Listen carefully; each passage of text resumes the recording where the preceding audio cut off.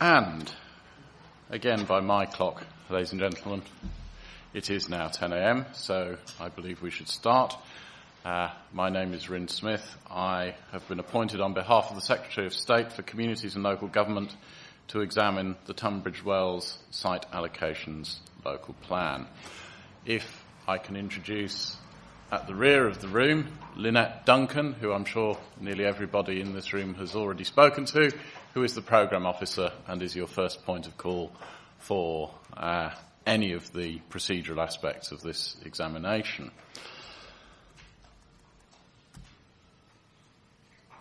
We'll be sitting here just for this morning today. The afternoon's reserved for site inspections in the Crane Valley.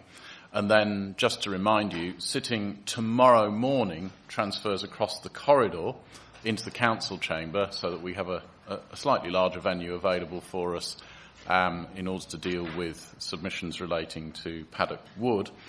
I'd also remind you that we make an earlier start than normal tomorrow morning at 9:30 a.m.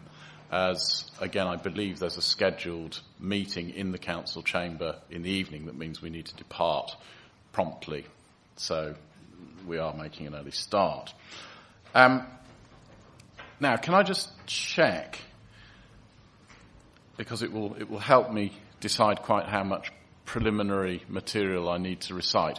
Is there anybody in the room who has not been to one of these hearings before or who is unfamiliar with this as a venue? Right. We seem to be old hands here this morning. In which case, I will just very, very briefly remind you that the emergency exits, if we need them, are to my right out of the door through the push bar at the end of the corridor. If there is a fire alarm, ladies and gentlemen, it is the real thing, so you will need to exit the building. I trust everybody sitting at the table is an old hand in terms of use of these slightly idiosyncratic microphones, so I don't need to remind you about them.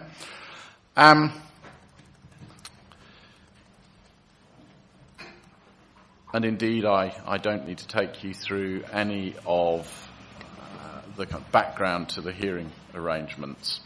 And I'm assuming that everybody has sight of the agendas and the programme. That's very, very good. Just to let you know that we'll be breaking today at approximately 11:30 a.m. for morning coffee for 15 minutes, and I'm aiming to bring the morning session to an end at 1 p.m. Or earlier if the discussion is complete. In terms of the afternoon's site inspection at the Crane Valley, can anyone who's proposing to attend this today who hasn't already done so, and I'm very conscious that CPRE have, please make themselves known to the Programme Officer during the morning break. And I would again just highlight that the arrangements for the site inspection, including the time and place of meeting on site itself, are set out in document ID/10C, and that's in the examination library to be viewed. And if you can't view that on a device that you've got with you today, again, see the Programme Officer who will show you a hard copy of it. I will be available in this hearing room at 1:45 p.m. today just to provide the opportunity to run through site visit arrangements should there be anybody who wishes to attend who has not been present this morning. And then we'll immediately proceed to site. I'll travel in my own vehicle for obvious reasons. And again, the arrangement has been that others who wish to travel will travel in their own private vehicles. Now, again, noting that everybody here today is now an old hand, I don't believe I need to explore the arrangements for speaking today. I'm sure everybody's familiar with them. I'll just ask very briefly, does anybody who is intending to speak today have any question that they want to put to me about how they should involve themselves? None. That is very, very good.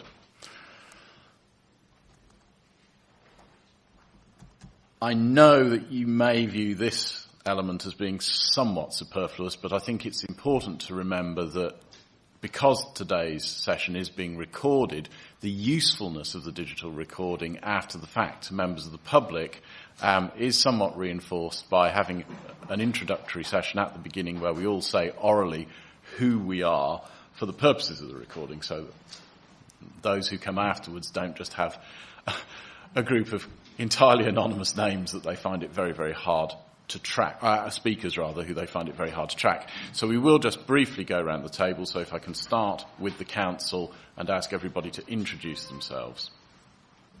Good morning. I'm Kelvin Hinton. I'm the Planning Policy Manager with the Borough Council.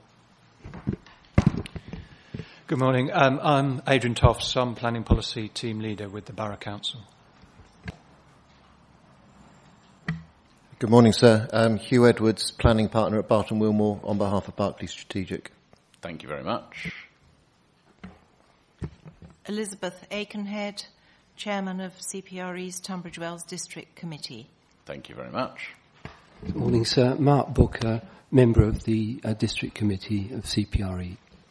Thank you again.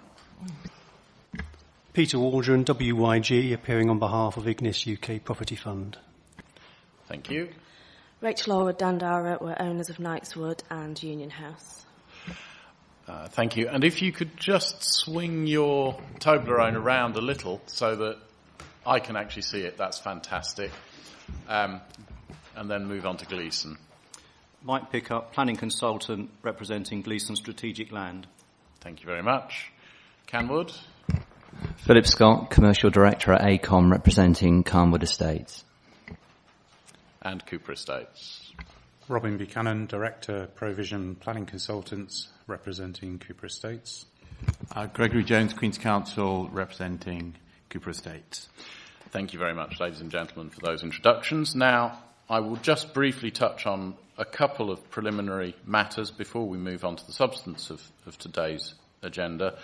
The two that I need just to bring forward relate firstly to arrangements for the 9th of December and the hearing of residual matters in relation to matter A, issues 1 and 2, institutional uses, and this is Cooper Estates again. Now, I indicated when we last discussed this matter on the 12th of November, I believe, that I would issue today an addendum to the agenda to deal with anything that became apparent. And the reason why I reserved that to myself was because I was flying blind. I hadn't seen your, or indeed the Council's, written submissions in response to the matters that were left outstanding at the end of the 12th. And so it did concern me that maybe there would need to be more guidance given, particularly in relation to the handling of emissions issues. Actually, as matters transpire, and having pondered that, and being here today, and having you here today, I don't believe that any further amendment to the published agenda assists greatly. Now, if the Council or Cooper Estates disagree with that and would like more detail on the face of the agenda, I'd be very grateful if you would let me know. Maybe if you want a little time to ponder on that.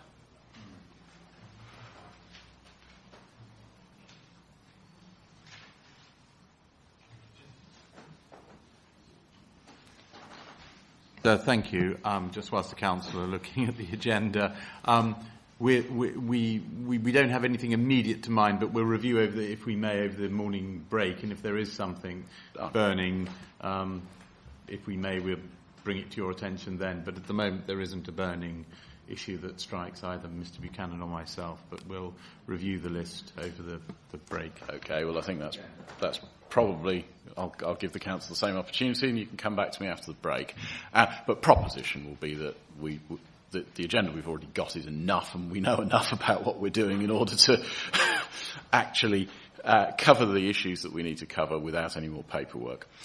Okay, which leads me to one more preliminary remark, more than anything that I need to make, but it's one on which I will canvass views from those around the table. because this is the first day on which there are likely to be significant oral submissions relating to matters that are best characterised as omission sites, circumstances where, on behalf of a client, assembled representatives are saying, firstly, strategically, that the council has got an element of land supply for a particular purpose or in a particular place wrong, and secondly, therefore, that you have a site that, because of its very particular merits, is one that should be considered for inclusion in the plan.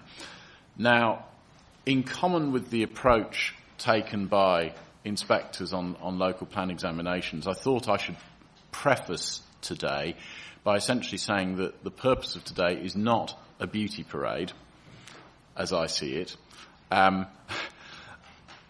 what it does enable me to do is to hear sufficient from you in the context of your written submissions, which are generally fulsome, and to that extent very helpful, hear enough from you so that when I have carried out my initial deliberations on the latest, particularly housing land supply position, I can then reach a view as to whether in principle additional land is likely to be required. Now, the reason why I'm putting it in those terms is because you're all very conscious, being old hands, that the housing land supply situation has been a dynamic one, and that recently we've received yet further figures. I've heard strenuous oral submissions to my right that there are matters, I guess, running to the credibility of the council's new figures, and it is agreed that there is some additional evidence needed to support those. But nevertheless, the figures have been provided, and the figures require to be carefully deliberated upon by me, and I'm not going to allow myself to be drawn into extemporary responses to them. As I indicated yesterday, what that means for practical purposes is that we will reach the end of this hearing process before I will be in a position to have resolved my position on the evidence that's been put in front of me, which in turn means that if we need to return to, shall we say, the detail of the issues raised by submissions on omission sites, then I will need to write to you all in the early new year, and we will need to trigger a process that enables the council, as local planning authority, to consider, in a context where I've made an indication at that point that further land might be required, what to do. Now, the reason why I'm making these remarks in rather longhand form now is because they foreshadow the way in which any sites that are being proposed as omission sites, if there is a mechanism for them to be drawn into the plan, that would be how they would be drawn into the plan, and it would be a process that will take place very much in a sequential or staircase-based approach, where my first consideration would have to be the nature of the evidence that drives me on particularly housing land supply. Now, obviously, I put a caveat around any sites that are not within the housing land supply world. Those will be dealt with separately within the frame of reference of the policies applicable to them. But I thought those remarks were worth making. Now, does anybody have an in principle objection or concern about the way that I'm proposing to deal with these sites? I'm grateful for that indication. And of course, what that means is that today we don't have to interrogate the detail, the fine detail of the merits of every site. And I will say it is sufficient to me that I know those sites are there and that I have the documentation that you've provided. And so orally, I'll be asking you literally to run to highlights and no more.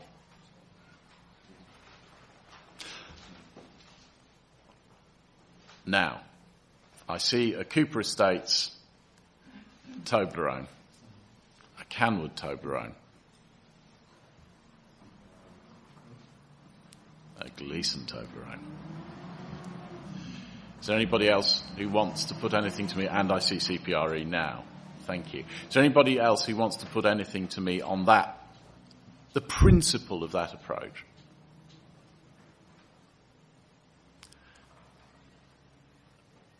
Not on the principle of that approach. Yours is on the principle of that approach, I take it. Yes. It is. And so is the CPRE's. Okay. Only to ask that when you do write to everyone, you include CPRE. When I say everyone, I mean everyone. The mode of writing would be, and this is all conditional tense because I haven't decided to write yet. I will only make the decision once I've fully and properly considered the evidence in front of me. However, if I were to write, any communication would be an all representors letter that would be simultaneously published on the examination web pages. Cooper Estates. So in principle, yes, we agree. We were just, it's really more clarification as to, obviously it's conditional upon your findings, but the mechanism that the parties would have an opportunity to make representations on any suggested allocations that the council might put forward following your request, if you were to make one, in order that if we were to disagree or wish to make representations, we'd have that opportunity, and of course other parties as well. Well, I think this is where I will seek a view from the council, but my starting proposition would be that if I were to be calling for additional land for any purpose and in any place, then by definition we're into a main modifications scenario. And by definition then there is a consultative process that is triggered. Does that accord with the council's view of the world? Yes, sir.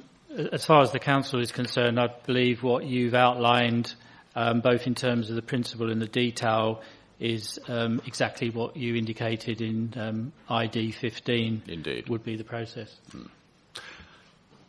Well, as long as everybody's content. I mean, because of the potential for contention, however, I did feel it was valuable to discuss it in open forum rather than just leave it as on the face of the papers. Is there anything else bearing on that matter of general approach? Or shall we move into the detail? No, in which case let's move to the detail. Now, the first issue that I wanted to review briefly is Knight's Wood. You will probably be conscious that an accompanied site inspection to that proposed allocation, which also benefits from planning permission and where phase 1 construction is underway, took place on the 30th of November. So I'm thoroughly familiar with the interior of that site and also the relationship between it and surrounding development, particularly the leisure and retail park immediately to the north of it. So can I just see, by way of an indication from Toblerones, whether anybody else has anything that they wish to put to me remaining on Knight's Wood? Ignis. It's really simply as per the written representations I've made, sir. In terms of your matter E, I'm quite happy that the site allocation is deliverable. We make the point that better integration could have and can still be made between the Knightswood site and Knights Leisure Park. That's partly by way of the completion of the allocated site, which includes a strip of land within my client's ownership, but also we believe that that can be further facilitated by Dandara's continued development of its land, including on that common boundary to facilitate simple pedestrian and cycle links. Okay. I ought to say, and in order to achieve that, we've suggested additional wording to the policy. And I know that you have. Can I just hear briefly from Dandara on that point? We obviously met on site. We don't have an issue in principle with providing any pedestrian links through. It's something that we discussed with Ignis some time ago. In terms of additional wording into the policy, we don't sort of agree it's necessary to put it in the policy. In particular, obviously we're on site with our first phase, reserve matters has been granted. So where we were stood and the area of land that Ignis is referring to, that's obviously already got planning permission and we've got a scheme for that. So adding it to the policy wording is not going to result in a pedestrian link being put in place there because we won't be applying for planning permission. Yes, but we are happy to look at providing that link, and we've got the management plan, obviously the landscape management plan, which allows the delivery of that. Our other issue with requiring pedestrian links into third-party land is any wording obviously needs to look at it as an aspiration rather than a requirement, because we can't be held to deliver something into third-party land we don't have control over. Now, if I can just return to Ignis on that.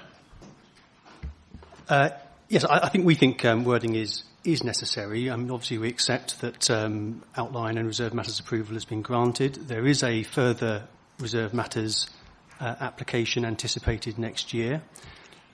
Without policy wording requiring links within the allocated land, regardless of ownership, of course, that's a separate matter to planning allocations.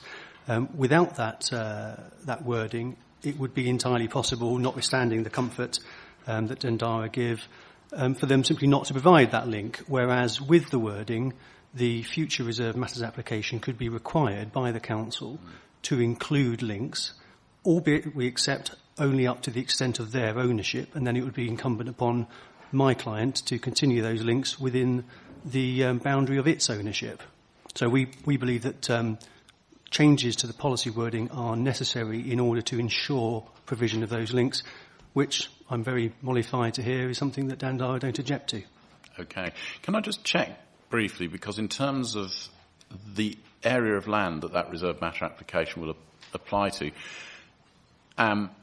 this strikes me as potentially being most powerful and effective if the application boundary is contiguous with the ownership boundary and there is a shared boundary with the Ignis land.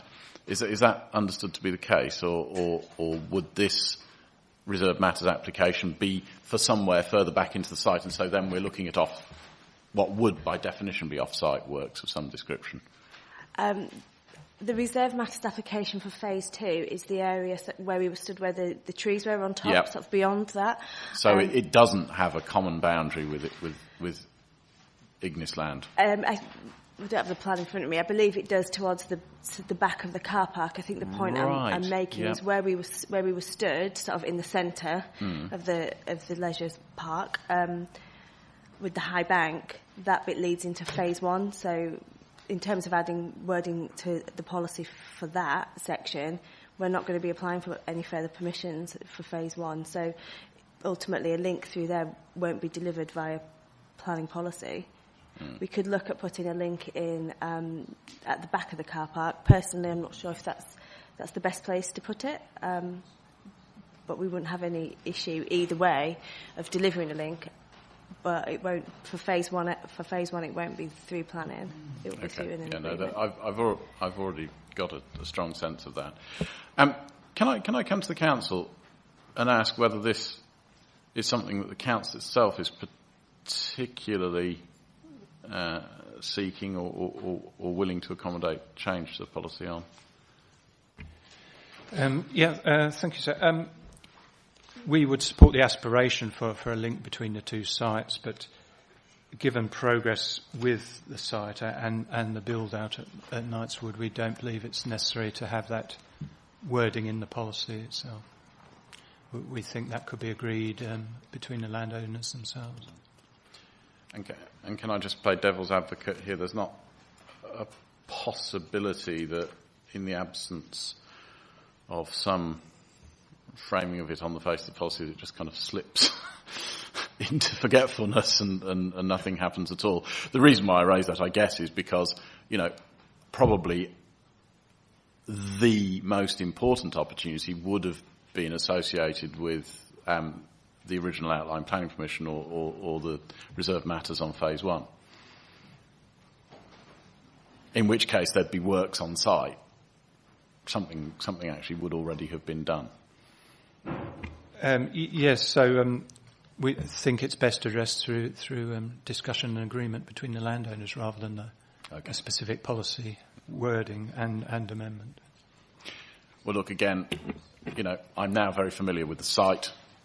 I've seen written submissions on both sides. I understand Dandara's position and Ignis's. You're not going to agree. We've been referring earlier in these hearings to things going into the umpire's basket.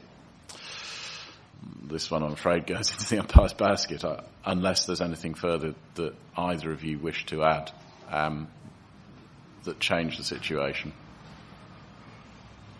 I would just like to make one point. Going back to the need for wording, I think it is important, notwithstanding all the comfort that's been discussed around the room and how it's a good aspiration, it hasn't been achieved. It wasn't required by way of the Phase 1 reserve matters. The extent of the Phase 2 application site is not currently fixed and therefore could include that common boundary. And indeed, the links could be required even if it wasn't within the application site by way of a Grampian.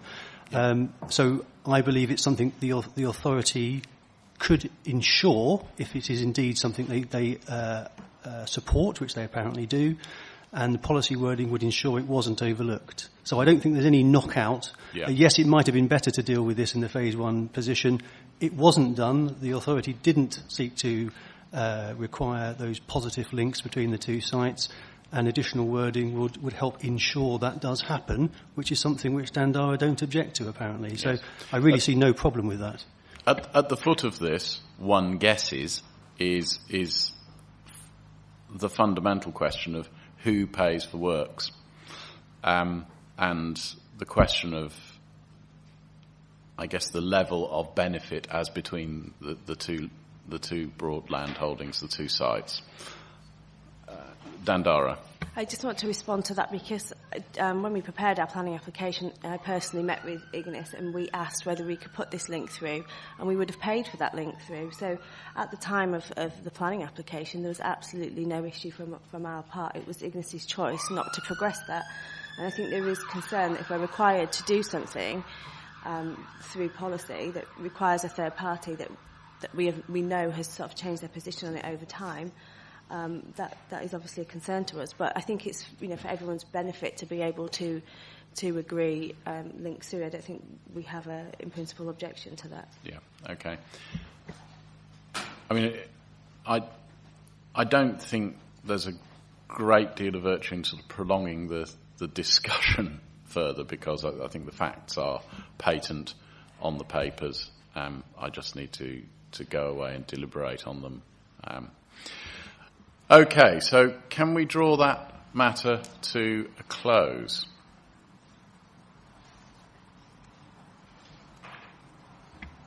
In which case, sir, I probably don't need to stay unless we're going to come back to that particular issue. No, we are not. I can give you a concrete assurance that I've got nothing further to raise directly in hearing on Knightswood.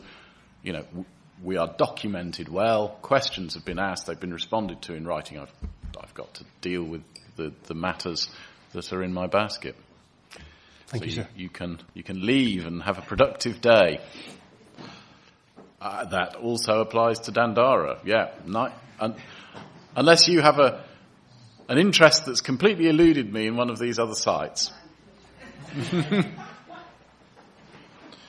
Now, the CPRE are wanting to speak.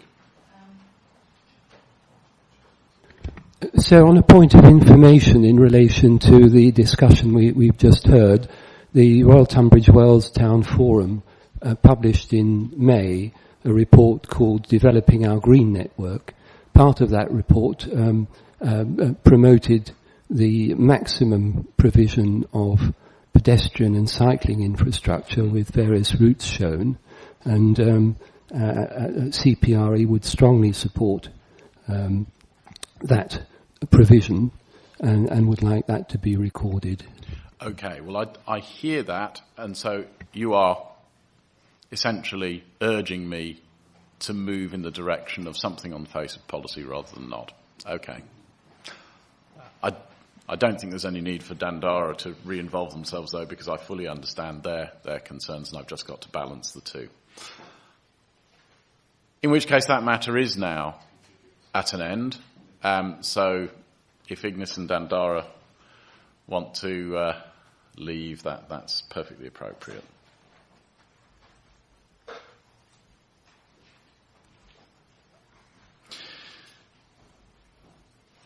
Now, again, ladies and gentlemen, before we get on to the broad question around long-term housing reserve, which I'm sure is why certain of you are here, and the place where certain of you wish to draw out arguments closely related to 5-year housing land supply and institutional development land supply. Before we go to that matter, can I just ask whether there are any remaining points that anybody wishes to make in relation to major developed sites in the Greenbelt? Cooper. Thank you very much, sir.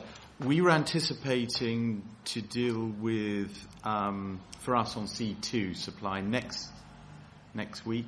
Yeah. The need figures, because, but today we would like to briefly, if we may, deal with some of the context issues on certainly Greenbelt review and also housing distribution. Yes. Well, I was proposing to wrap that up. I mean, apologies if the agenda title wasn't quite as transparent as it should have been, but the long-term housing reserve item on the agenda was where I thought we'd take all of that, because it all relates. Yeah. Yes. So just very particularly, if there's anybody with a major developed site issue to raise. No.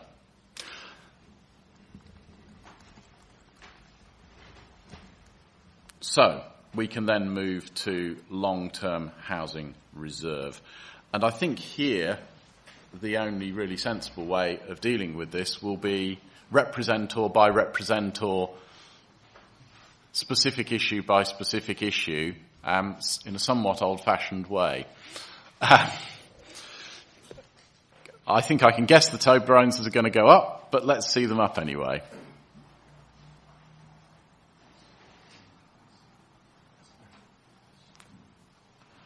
You might want to. Okay. Okay. Fine.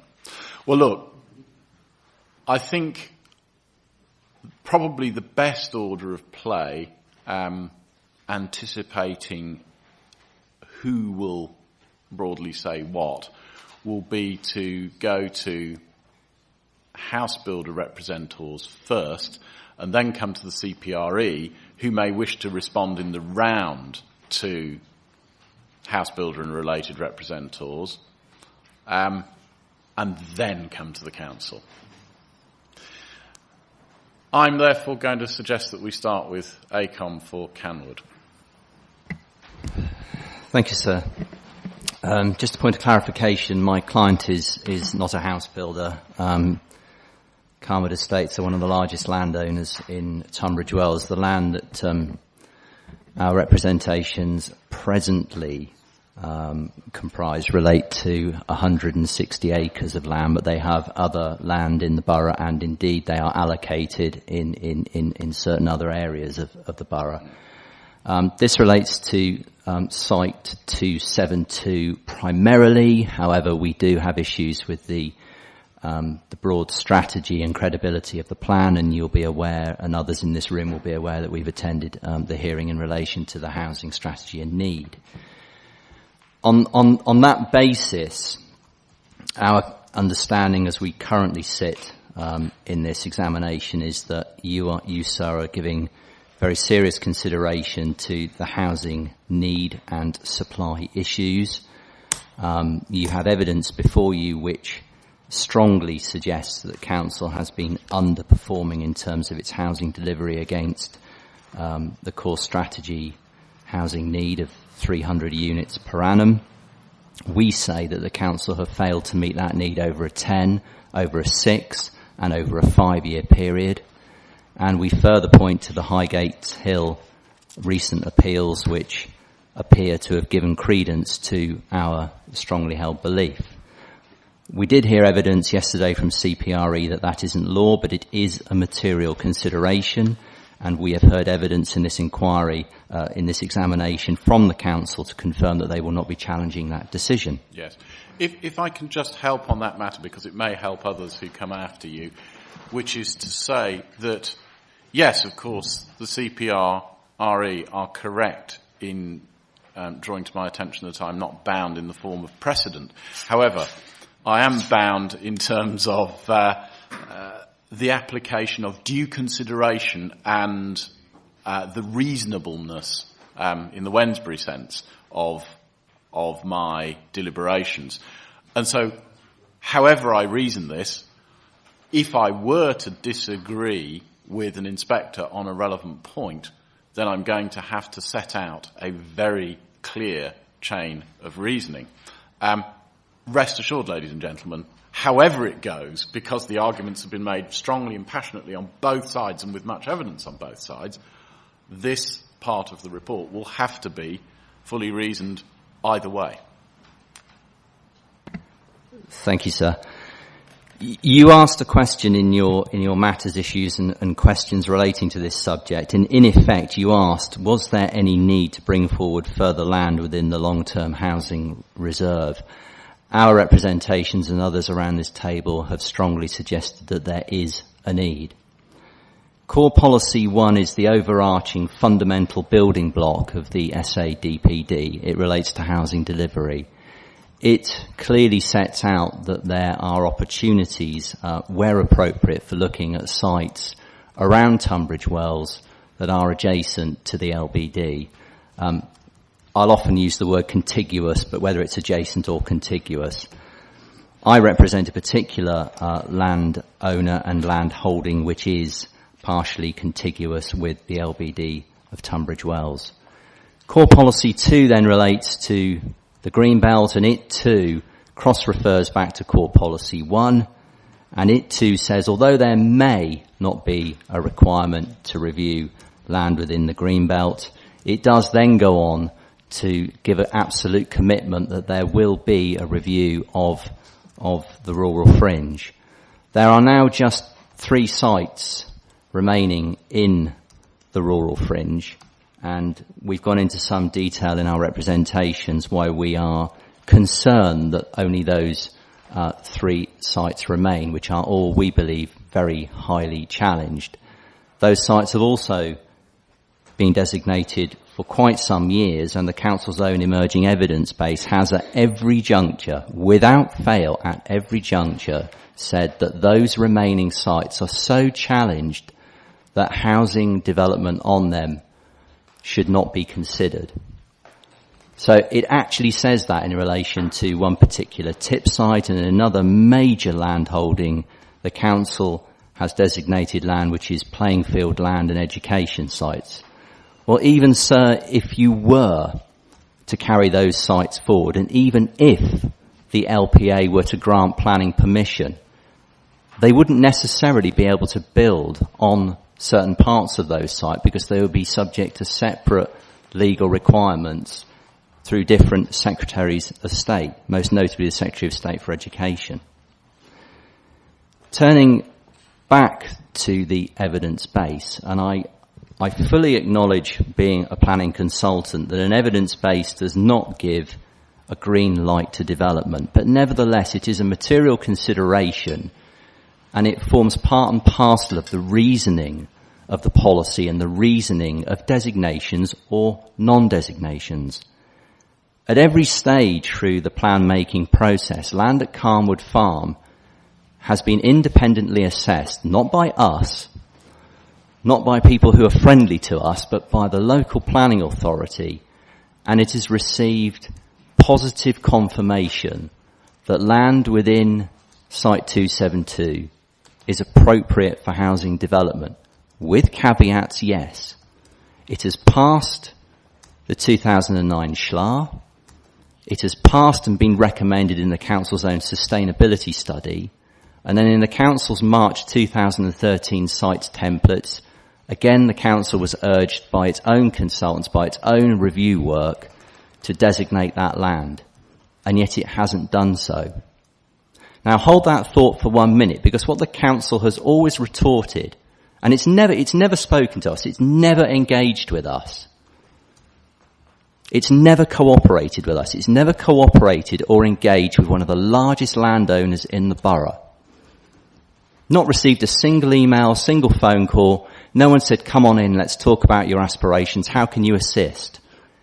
Because your own evidence base has actually said not only could housing be delivered there, but even if you don't think it's suitable for housing, there's so much land owned by the Carnwood Estates and it's contiguous with the main settlement. There could be other land uses.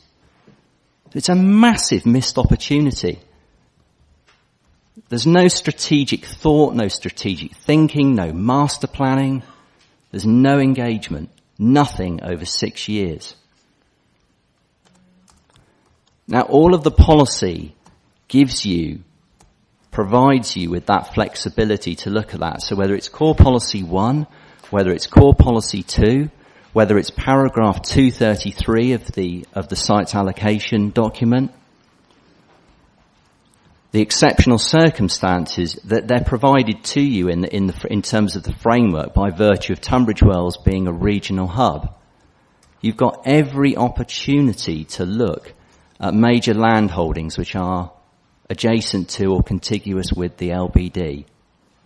And yet nothing, as far as we are aware, has been done to engage with us. We've passed every stage of your independently assessed evidence base. And yet the housing sites that you have in the rural fringe have dwindled, they've diminished, you've brought sites forward, and the ones which are remaining, your own evidence base suggests that they're still in active use, and the uses that there were negate the potential for housing delivery. So whether it's former landfill sites, whether it's playing field land which children play on, grass playing fields, whether it's school development sites, whether it's very, very small, tiny former allotment land delivering 20 to 30 units. These are not strategic designations. They're not appropriate housing designations.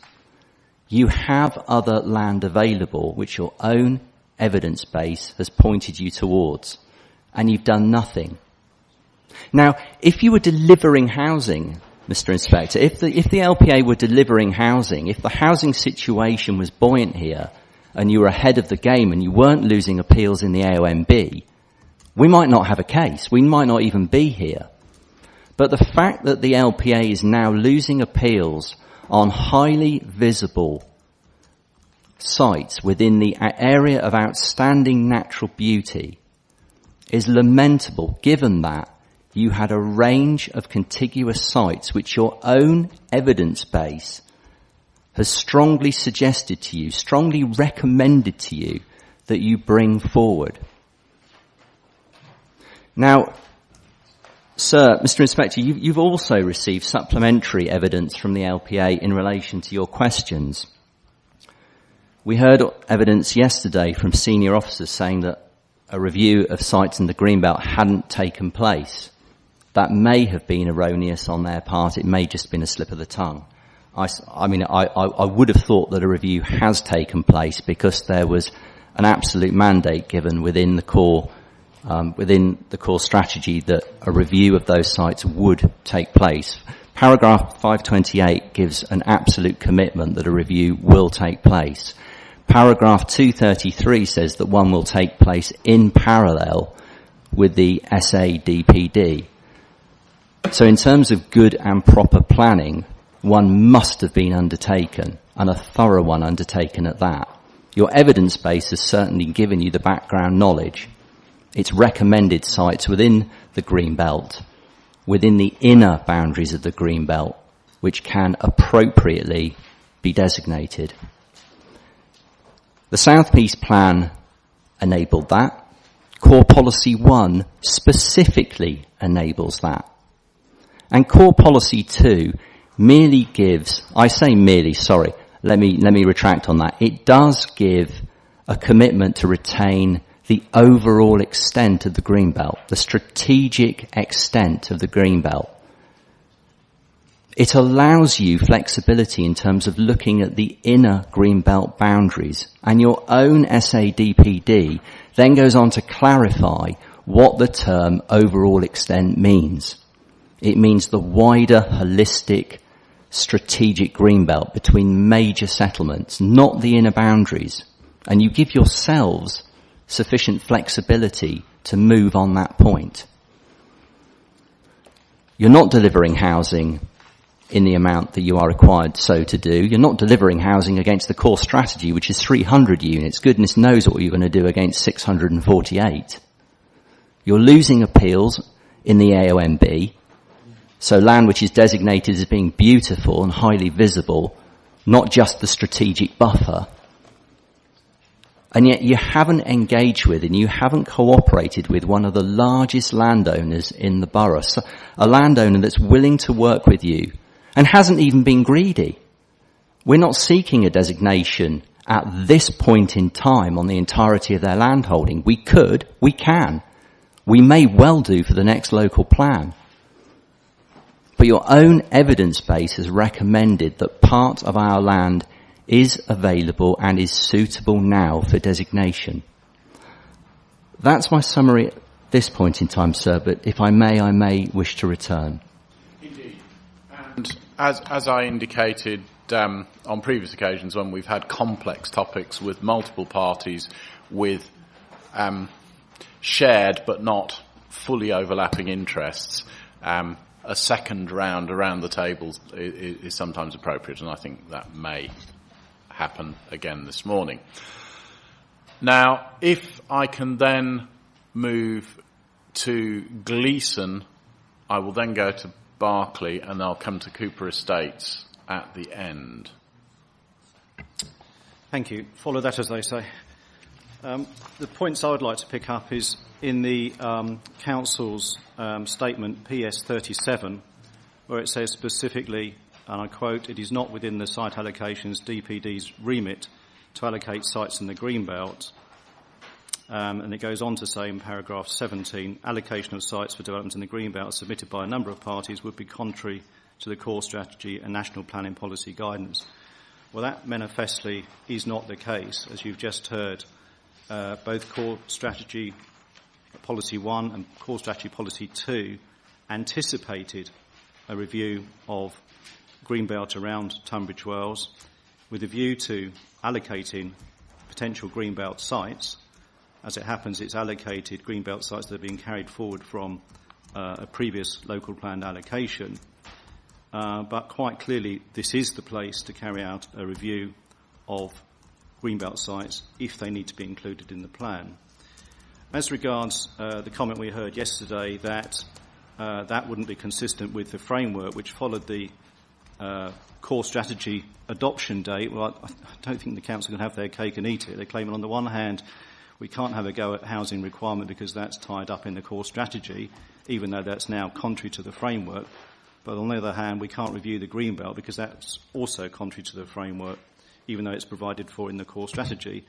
But if you actually look at paragraph 83 of the framework, it anticipates this situation. It says, and I quote, "Once established, Greenbelt boundaries should only be altered in exceptional circumstances through the preparation or review of a local plan. This is where we're at the moment. We're at the preparation of a site allocations local plan, which is exactly the opportunity to consider potential additional greenbelt sites. And just moving on to the safeguarded sites, which are those sites taken out of the greenbelt already and reserved for longer terms need beyond the plan period. Well, again, the core strategy specifically states that these sites will be reviewed, and that's confirmed also in the site allocations document. Yet it seems to me those sites have not been reviewed, and in fact there's a conclusion in paragraph 4.23 of the allocations document that they don't consider these sites have any potential for development in the plan period because of their constraints, and it's likely that constraint will continue beyond the plan period, and then in any event, not all of the sites might be suitable for development, but we've seen no proper review of those safeguarded sites, which you would expect to see again at the site allocation stage. And I don't know whether you want to hear about specifics on individual emission sites at this stage, or whether you want to move on to consider those aspects in due course. Fundamentally, as I indicated, I mean, I'm happy to hear, I guess, highlight points in relation to emission sites. In fact, I was going to add that I don't see there being any virtue in this moving into what amounts to be an individual beauty pageant. No. In fact, all I was going to say is I don't have anything to add to what's already in the submissions, other than to just identify to others here that our interest is in land on the eastern edge of Tunbridge Wells, adjoining the Pembury Road, as you go up towards the Pembury bypass, where there's 6.3 hectares of land on the edge of Tunbridge Wells, immediately adjoining the built-up area boundary in the green belt. It's a site of 6.3 hectares. It's a site that's been identified as 291 in the site templates, and we're suggesting that the western part of that site that's the part of the site closest to the built-up area boundary, could accommodate about 80 units, with the rest of the land forming a landscape buffer along the road frontage, which is in the conservation area, and leading up to the Pembury bypass. That's my submissions. Thank you.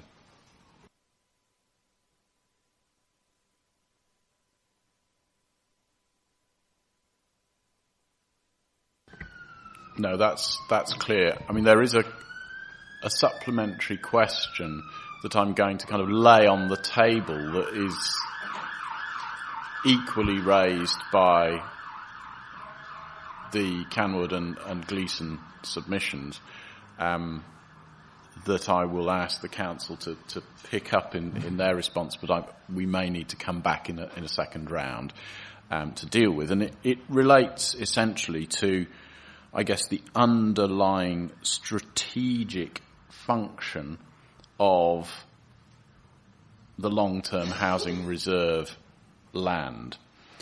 Because essentially what both of you have said is that it appears to you that we've reached a point where the deliverable land in that reserve has already been identified and is being taken forward by way of allocations in this plan, and that actually the land remaining in the reserve in your submission isn't reserve because it can't be developed under current circumstances. Therefore, why pretend it's a reserve? Okay. Now, do we need anything further from Gleeson on that point? No. Okay. Barclay. Thank you, sir. Really, I'm here today to reassure you and anybody else around the table in respect of what was one of the former reserve lands, the rural fringe land at Hawkenbury Farm, which is now an allocation, GB3. And as I set out in my statement, sir, that it is suitable, available and achievable, and it's certainly deliverable. Yes. I do have to say in that regard, there hasn't been sort of substantial level of contention about that. I mean, there's written material, but I haven't asked detailed questions because after the earlier stages, because you seem to have, reached a position where the fight had passed over you, for want of a better description. Certainly, sir. I think that's the case. And I was saying to Mr. Scott this morning when we were sat here 6 years ago, sort of started that fight again, and hopefully we're there in that regard. But also, sir, just to provide you with further certainty, I don't know if you're aware, sir, there was a Cabinet report on the 17th of September 2015.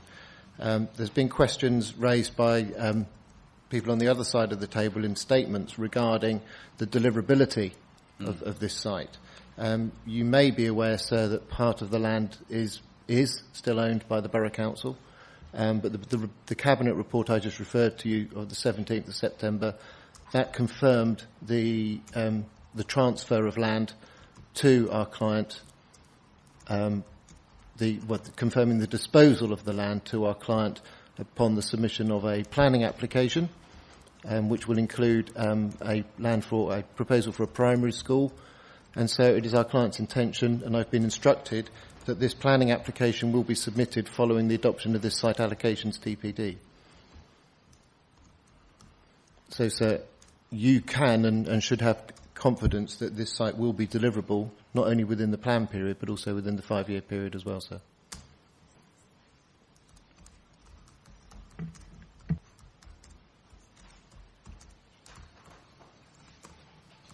And sir, just to cover off any other potential points that have been raised in the statements, ground surveys have been undertaken, and remediation strategies will be proposed as part of obviously any planning application. So the technical work for the future planning application is already well underway.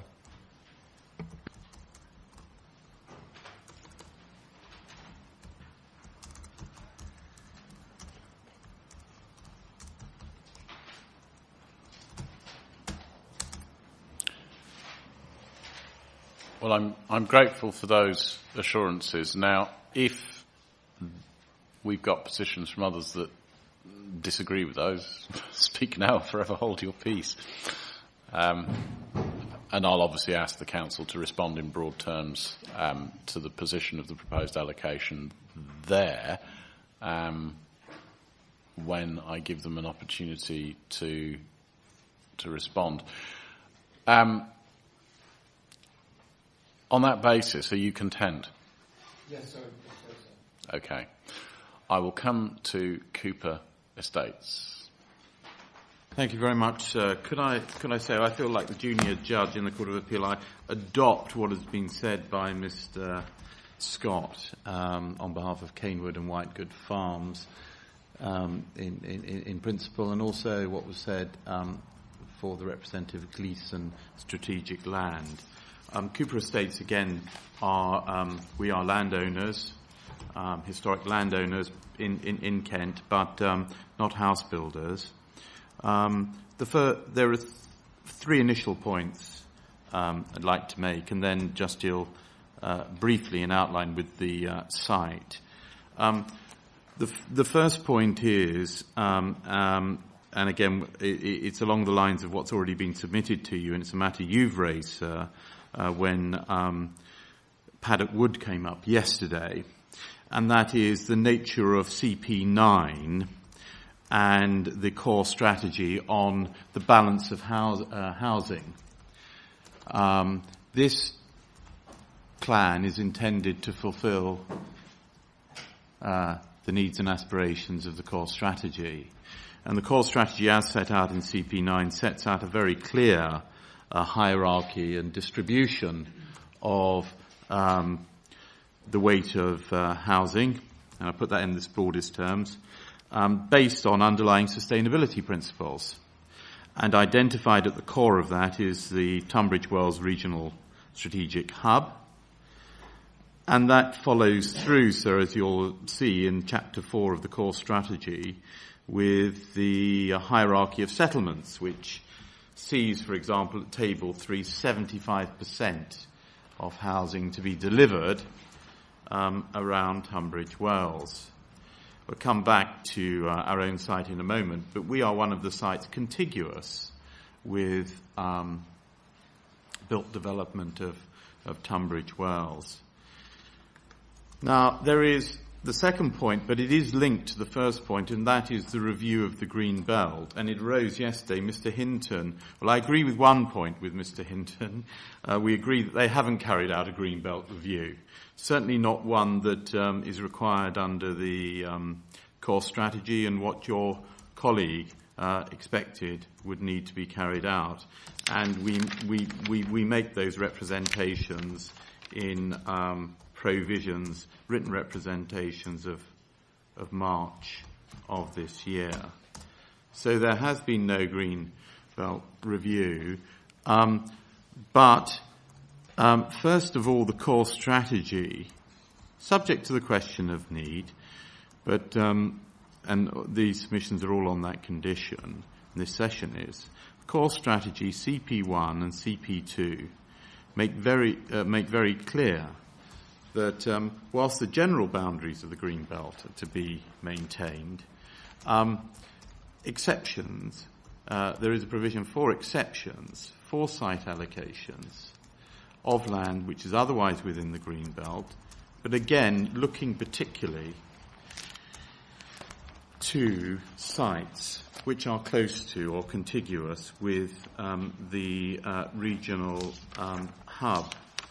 And one sees, for example, in the supporting text of CP2, highlighted that exceptional circumstances for the review of the inner boundaries of the Green Belt, obviously dependent on there being no suitable non-Green Belt sites available. It's interesting what's said. It's to support the requirements of the regional hub.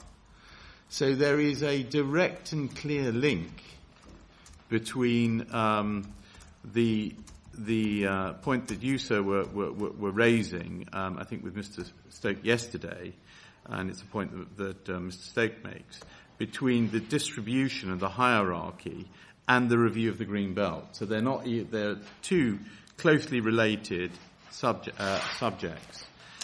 And so we say that, sir, you're not only empowered to look towards land within the Green Belt, if sir, you think that there is a need, but you're also obliged to do so, and that's the core strategy.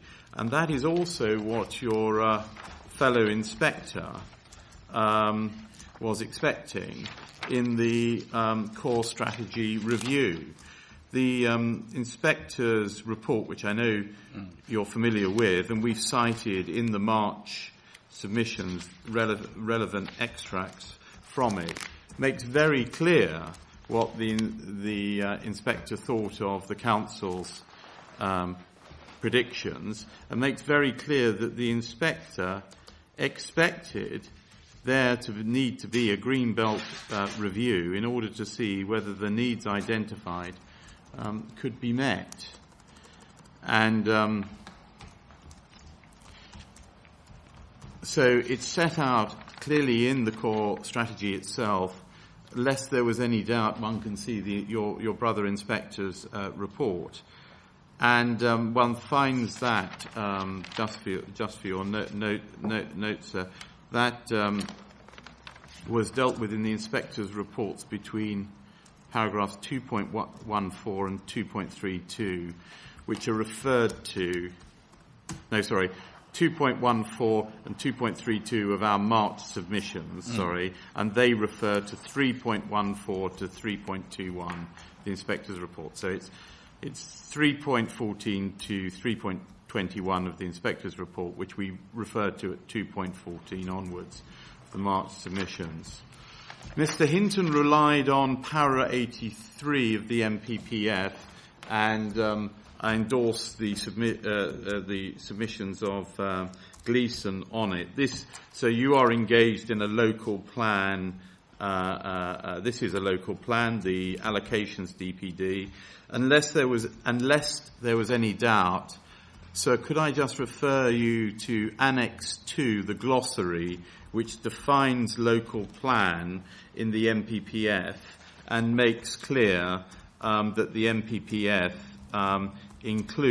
understands local plan to be the plan for future development of the local area drawn up by the local planning authority in consultation with the community. In law, this is described as the development plan documents adopted under the Planning and Compulsory Purchase Act 2004. And should there be any doubt about it, goes on, current core strategies or other planning policies which under the regulations would be considered to be development plan documents form part of the local plan. So it's simply not correct to rely on paragraph 83 as a reason not to say, oh, it's manana when we do our local plan. Paragraph 83 is against the council because it makes very clear that if there is a need, it should be dealt with here and now. The core policy, core strategy makes it clear that the green belt should be reviewed here and now, and the inspector into the core strategy did the same thing. And it's important, as I just turn very briefly to our site, it's important that this is carried out because it's a point touched upon again, I think, by Carnwood and Whitegate Farms, but it's a point, so you made earlier in this inquiry, I think it was to CPRE, but in fairness, I think addressed more particularly to the council, and that is the notion of planning by appeal. If there is a need, then it's important that it's met by a plan-led system that allocates the most appropriate sites and not planning by appeal. So you ask CPRE, how would their members be happy for sites that that just happen to come forward to be granted because there's a housing need? It's a question that may be well addressed to the council and how the council, as a proper planning authority, should react to it. In that respect, our site is a site contiguous with built development. It is one of the sites close to this, contiguous with and close to the strategic hub. And I'm not going to go into the details, sir, but could I just ask you, so there's a first point I just want to make clear and you will have picked up. Unlike in APB, who were discussed yesterday, we've continued to carry out detailed work on the site. And you will see, sir, if you have, I don't ask you to turn it up now, but our more recent representations, the site which in November 2015, Matter E, and it's in our attached appendices. Yes, it's our November Matter E, and it's Appendix PV1, and that's the red line. With the red line. So you may recall that the original representations related to the whole, the red line went to the whole of the Cooper Estates site. Now, following the detailed work that we've done, and in particular the requirements of orderly homes, who are the elderly care specialists, that the site that we seek, either as allocation or to be a rural fringe reserve site, is now the much smaller red site, which is attached to that, so it's reduced in size. Yeah. No, I had noted that. Yes. You've raised it now. I was actually going to ask you about it before we got to the end, but I mean, can you just go in very summary terms to the reasoning for that retraction, so to speak? The retraction is, firstly, that is the, you'll see that in the documentation we have the letter of interest from Orderly Homes, and we also have an indicative at Appendix 4 layout of the retirement complex that Orderly Homes have in mind. And so you also have updated highways work from WSP and landscape and visual appraisal by Indigo, and the combination of those factors, but largely driven by the requirements and need of orderly homes, means that the site requirement to meet their needs is significantly smaller than the initial site.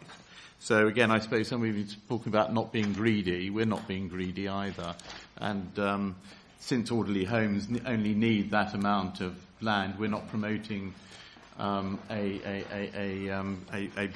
bigger site. I would note in that respect that I guess there is somewhat of a kind of devil's advocate view that can be placed in relation to that approach, which is that, you know, yourselves and your colleagues have placed strong strategically based arguments that might be taken to stand for the view that there is a need that might be larger than just an individual site. I think there is. Yes, we don't reside. There is a need for the whole site, but we so far as balancing up to give you added. I know this is not looking at the merits, the individual merits of the site, but on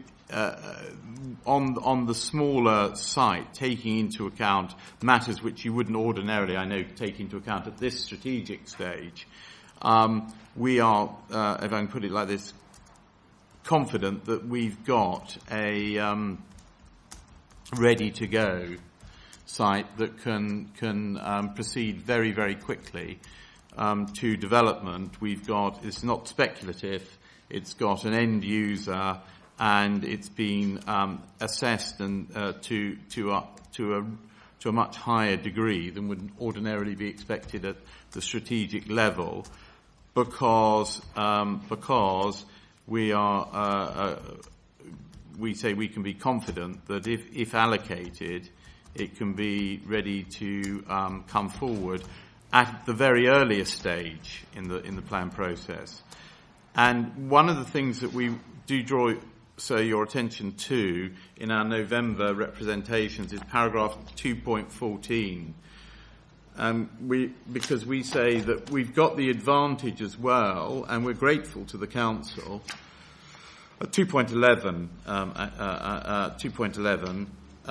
that the council has actually already done quite a lot of work in respect of the site, and such limited concerns that were raised relate to conventional C3 housing, not C2, and that there isn't any in principle objections for the suitability for sites 55 and 56 in Part 4 development. So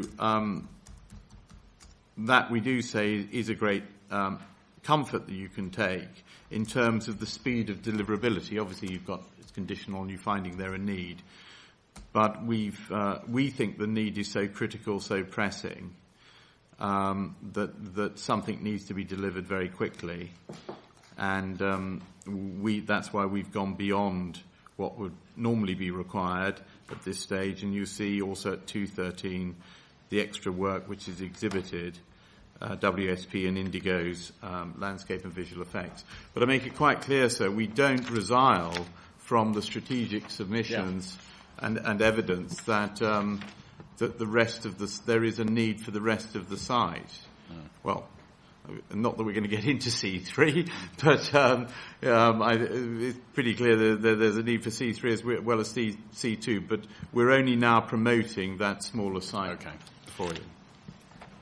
I understand the nature of the position, and I just needed, as I say, to test and clarify how that sat vis-à-vis the strategic submissions. I think I've got clarity on that. Council will no doubt want to respond.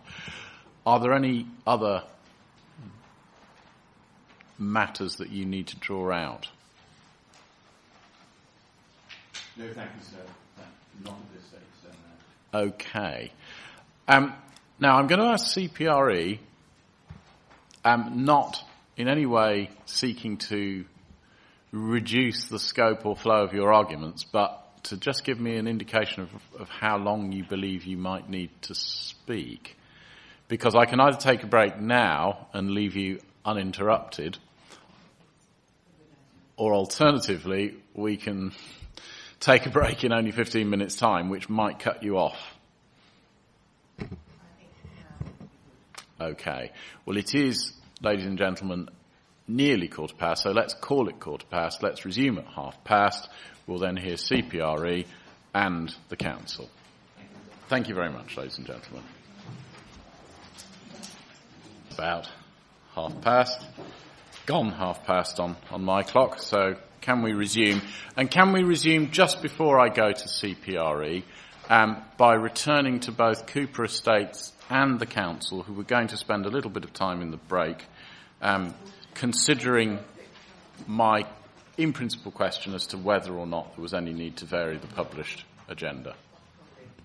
So we've looked at your questions and we think that they're drafted in a way that covers all the issues we can think of. Thank you, sir. We don't suggest any amendment.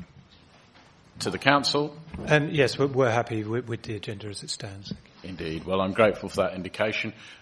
So there'll be a letter that confirms that the agenda that's published is the agenda that stands. Okay.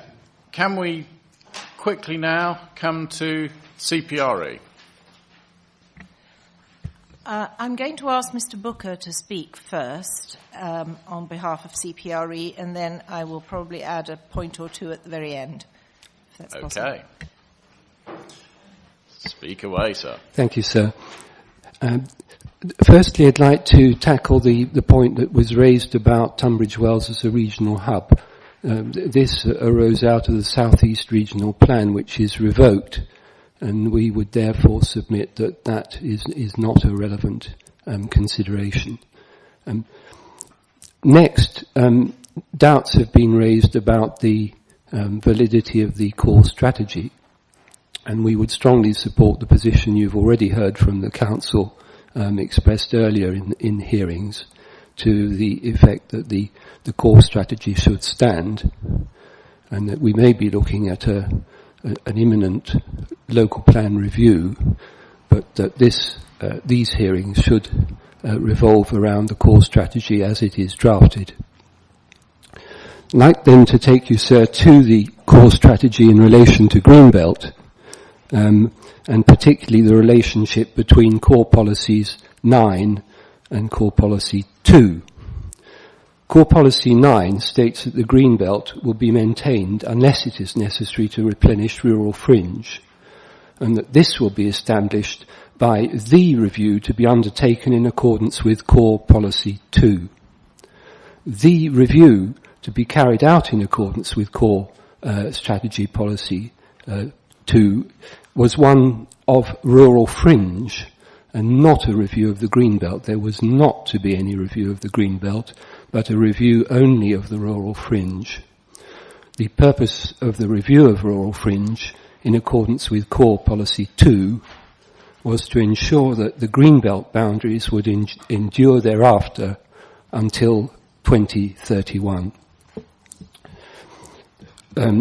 We take issue with the interpretation of paragraph 83 of the NPPF as stated by Cooper Estates. The NPPF states here that the essential characteristics of greenbelts is their openness and their permanence. It also states that once established, greenbelts should only be altered in exceptional circumstances. The retained core strategy, which we support, suggested that the development objectives could be delivered without any risk to the existing greenbelt during the period at least up to 2026. Indeed, policy MGB1 states that there are no exceptional circumstances arising in this plan period, and consequently, no releases of land from the Metropolitan Green Belt are proposed in this local plan. The next issue we'd like to deal with, sir, concerns rural fringe. While we accept that there are some difficulties in bringing forward the remaining rural fringe, if indeed it proves to be necessary to make allocations out of that, we do not believe that there are insuperable problems, notably with the Calverton rural fringe area, where by cooperation between various authorities and landowners, we do believe that a substantial amount of housing could be delivered during the latter part of the plan period. We accept this is not going to come forward immediately and that it will require some lateral thinking between bodies such as KCC, who are landowners, the Church of England, who are also landowners, and there are also some private landowners in the area with land which they might look to bring forward. So while we do accept the arguments made that rural fringe is difficult, the difficulties are ones which could be overcome. Turning now, sir, to the individual submissions from respondents. If we take site 291, there are difficulties with that site in relation to coalescence with Pembury, which is another settlement, and it is also on an important landscape approach to the town of Royal Tunbridge Wells, so we do see difficulties with that site. Sites 55 and 56, we also see some difficulties with those sites because they are visible from the Pembury Road and from that important landscape approach. Turning to the site 272, this, in our opinion, presents the most problems because not only does that site meet 4 of the 5 purposes set out in paragraph 80 of the PPF for which the green belt is established, it also fulfills the 5th purpose, which is prevention of coalescence between the towns of Royal Tunbridge Wells and Southborough. It's the last open area that prevents those 2 towns from coalescing. We heard arguments that this is only some green belt, it's only some rough buffer, and really that this land could usefully be taken. Just like to make 1 or 2 remarks about that site itself. It falls within local character area 5, Speldhurst Wooded Farmland. It abuts the High Weald AONB and was all within the former landscape area of Royal Tunbridge Wells Borough, considered to merit special protection. In the revised Borough Landscape Character Area Assessment, this land was considered under designation TW10. It's characterised as undulating rolling lowland, a very attractive semi-natural or farmed landscape with distinct features worthy of conservation and a strong sense of place and of tranquility. There are long views in and out from its 2 main ridges to the north and south, and also into a central spine area. The land is stated to be of high sensitivity to change, and on its western boundary with Broomhill Road, which is a rural lane, it forms an attractive foreground setting to the Salomons heritage estate. This land currently has clear, visible and permanent boundaries in the form of Speldhurst Road on one side and Reynolds Lane on the other. Reynolds Lane is a rural lane and historic routeway which retains its full rural character It has protected rock outcrops, steep winding gradients and hedgerows. And it's a fairly unique survival of a rural lane so close to the town centres of both Tunbridge Wells and Southborough. For all of the above reasons, we do not consider that site to be suitable for development for housing. We do note that it might be promoted for purposes compatible with the green belt, substitute school playing fields, for example, equestrian establishments, other leisure purposes, and would be very happy to discuss how those might come forward within a future plan period. Thank you, sir. Thank you very much. Now then. I would just like to add to that the site templates that were done were necessarily very brief and didn't go into the full details of every site. For instance, they didn't look at the grade of agricultural land. And some of the sites that you're being asked to consider are of high grade agricultural land.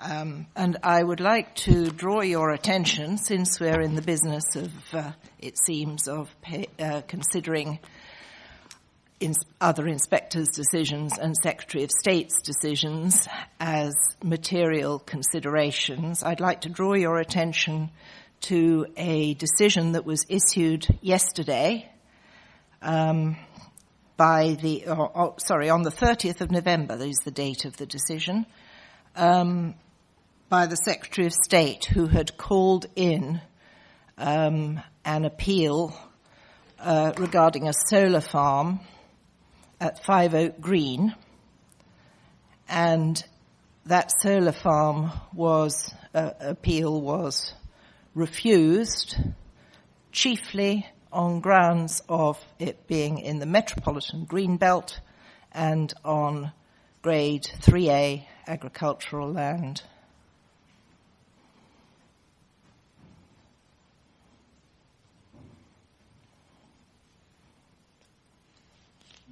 Wouldn't happen to have the appeal reference for that, would you? Yes, indeed. Because I don't, obviously, I haven't seen that decision yet. APP. Yep. M2020/A/14/222/6557. That was that's what was on the front of the letter from the Department for Communities. That will be sufficient. I think that should get it for you.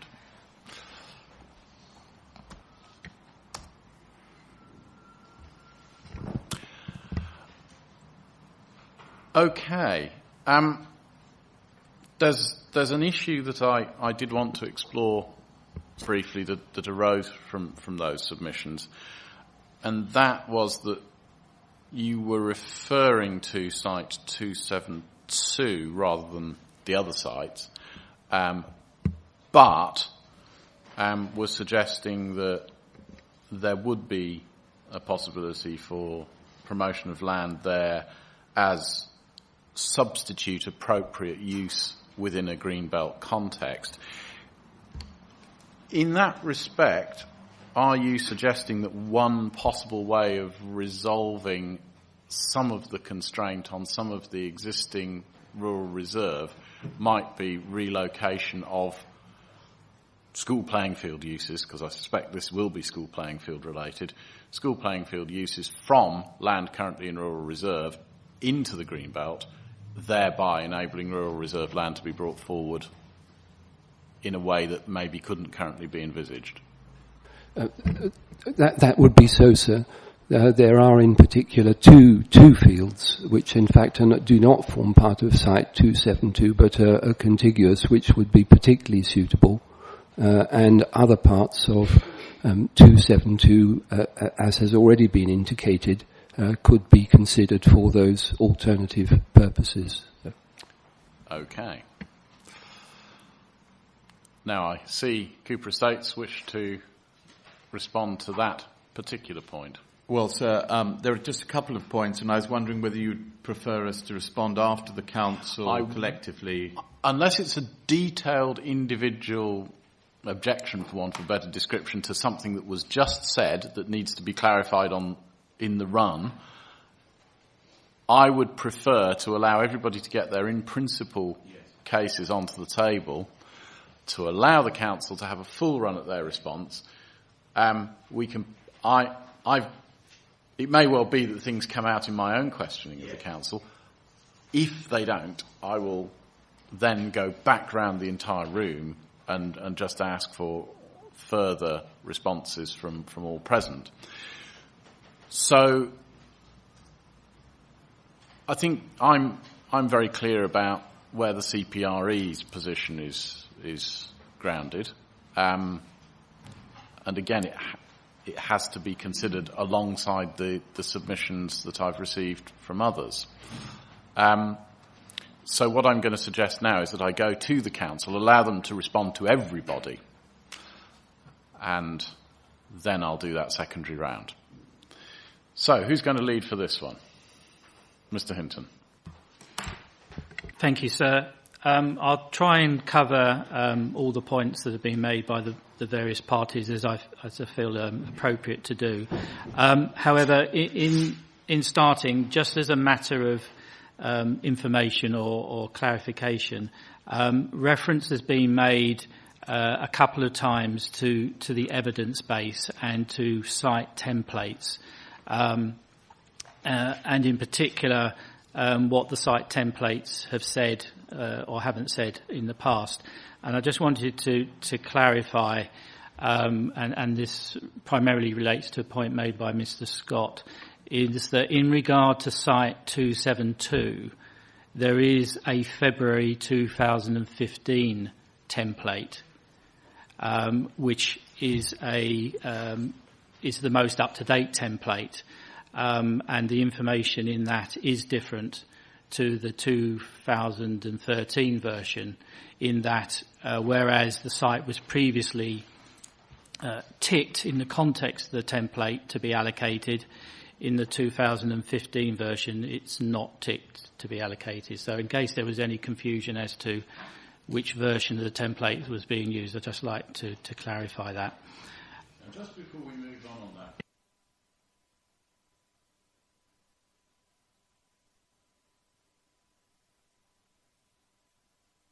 that, directing ourselves to wrong documents, I'm just going back to the electronic library, and I am reviewing the submitted core documents.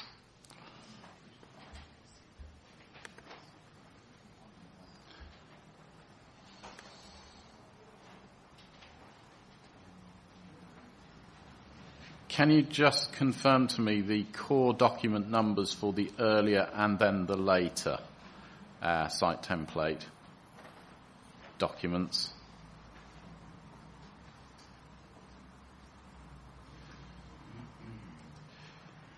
It seems to me to be the 3.12A, etc., A, B, C, D, that are the earlier ones, the 2013.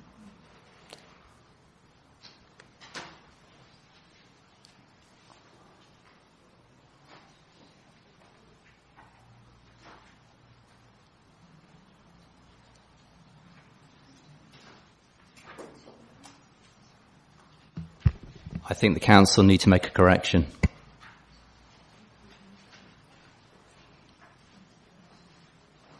And then 3.29 appears to be the site templates that are being referred to as the later document, the 2015.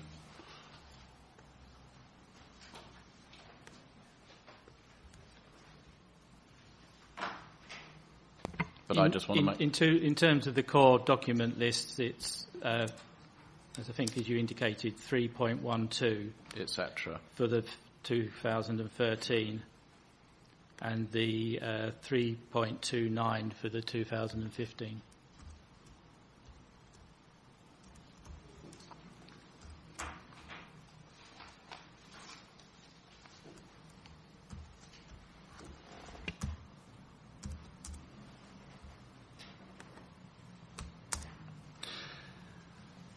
Now, given that that has been put in issue, it is a question of detail, but before we get into sweeping up the kind of global position that has been put by the other representatives, could you just explain to me on that, in relation to that particular site, what were the driving factors that led to the difference in the apologies? It's enough to make anybody lose their chain of thought. Yes, if you could explain to me what the driving factors were that led to a change of conclusion, as you see it, between 2013, where the site had a tick, and 2015, where you say it doesn't. So it's the context of that is a matter which I was going to cover subsequently, which is basically what nature of review was carried out when, and so. Okay. Well, as long as it gets covered, I won't disturb your proposed chain of thought to the point of asking you to take it now if it's going to be covered, as long as it is. Okay, so if you'd like to carry on. Thank you, sir. The second point to make in terms of context, and again this point has been made, is clearly the context of the points of principle that we've been discussing all revolve around the housing supply delivery position, and I don't intend to go over that again now. You have the Council's position in the statements that it's produced to date, and indeed, as a result of yesterday's hearing, we are producing further documents to assist you. So in the round, all of those documents will set out the Council's position in terms of housing supply, and whether the target in the core strategy is being met. I think it's also important to consider the context of the regional hub, which has been referred to by some of the parties in support of their position as to why additional sites are needed. When one looks at the South East Plan and the regional hub status, the first point to make is that this was a status which was shared by two authorities, ourselves and Tunbridge and Malling. It wasn't a status which was unique to Tunbridge Wells, and that point hasn't been made in context so far. Second point in context is, notwithstanding that hub status, the target figure in the plan was still 6,000 units per year. There was no extra provision on top of that as a figure to provide for that status. So I just make that in terms of the context. Further context in terms of the wording in the core strategy, and again you've been directed to some of that wording in the submissions by Cooper, but just to confirm that the inspector who considered the core strategy recommended wording change, which was subsequently taken on board. And part of that change or recommendation was to ensure that the core strategy was clear when it was talking about any review of the stock of rural fringe sites, And at the time that the core strategy was prepared, none of those rural fringe sites were actually designated as greenbelt.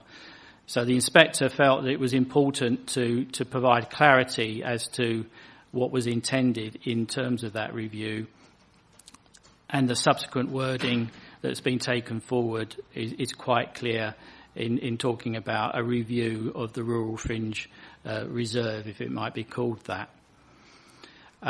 So following on from that, when you read paragraphs 5.27 of the core strategy, and in fact paragraph 5.28, they both give you the context of what was being said in the South East Plan.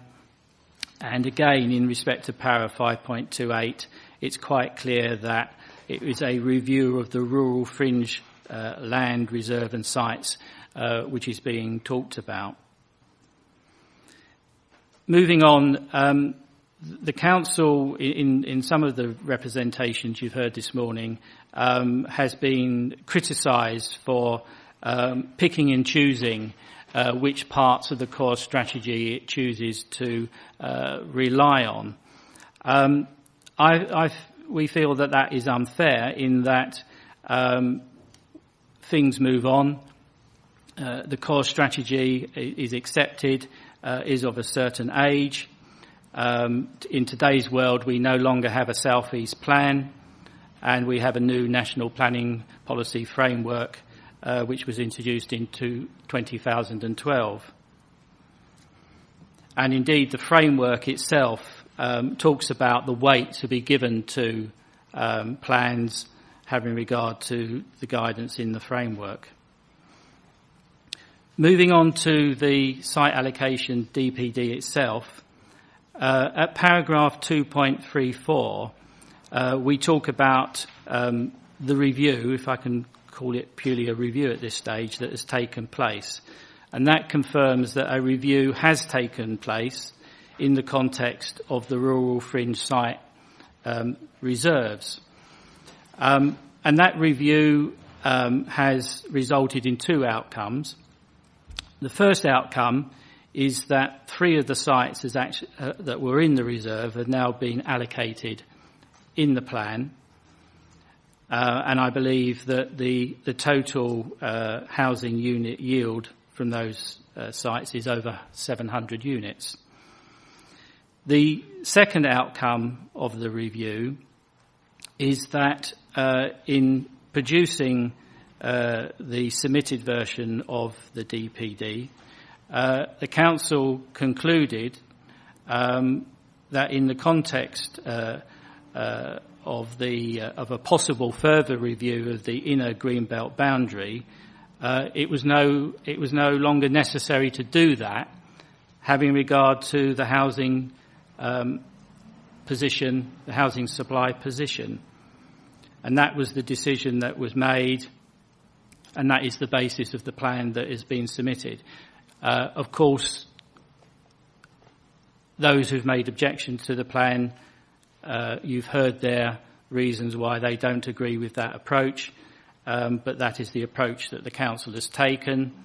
And indeed, moving forward, we've explained in various of our statements our intention to carry out a local plan review, which in fact has actually already started in earnest. So you also heard comments about planning by appeal and how the AOMB boundary was being rolled back wholesale across the borough. In fact, to provide some context to that, I'm only aware of 2 appeals where the issue of AOMB has been a serious consideration. The first, which has already been referred to a number of times in these proceedings, is that of Highgate Hill. And indeed, the appeals there were allowed. But preceding that, there was another appeal at Fowler's Park, which was actually dismissed. So we have 2 sites where this issue has featured strongly. One has been allowed and one has been refused. And in that context... Can I just briefly say, I mean, obviously Highgate Hill, more than familiar with that decision now. But Fowler's Park is new to me. And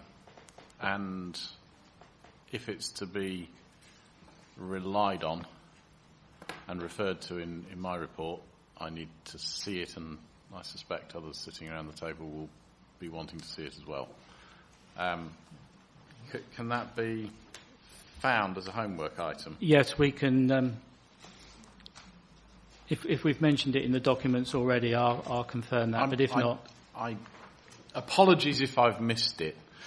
But again, it is an operating hazard of the scale of documentation associated with local plan examination, and also one of the virtues of the hearing process that if I have forgotten it, then you've drawn my attention back to it.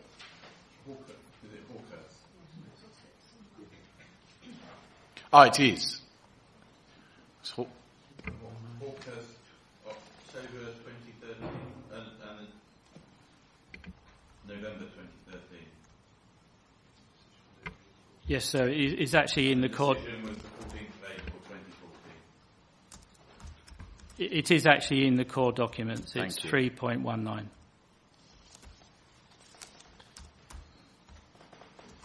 Yeah, apologies. I just wasn't putting Fowler's Park and Hawkhurst together for some reason. Please continue. Thank you. And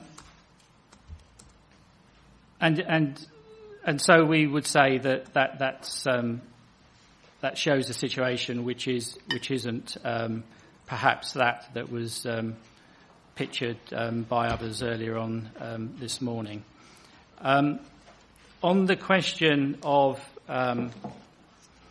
the weight to be given to constraints in considering meeting the development needs of a borough or district, and this illustrates also the point I was making about how things may have changed as a result of the framework, is that, sir, you'll be aware of the policy in the framework at paragraph 14, where it's talking about the requirements upon authorities in the context of sustainable development, both in plan making and development management.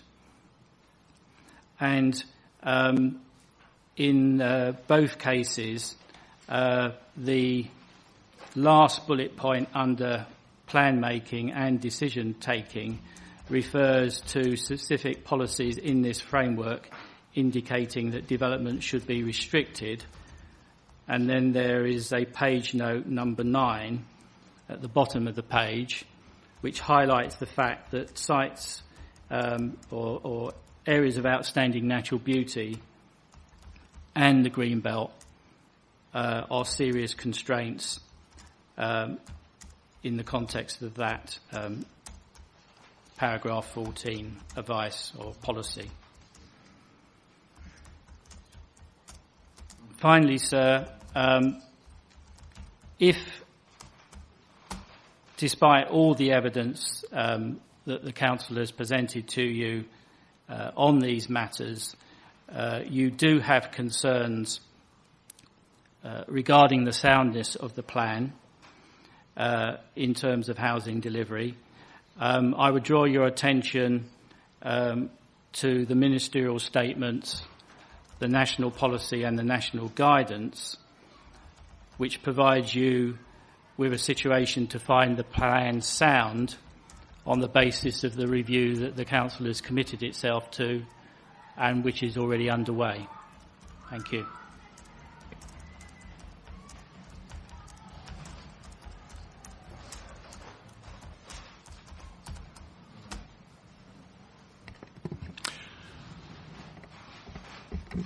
Thank you very much, Mr. Hinton. Now,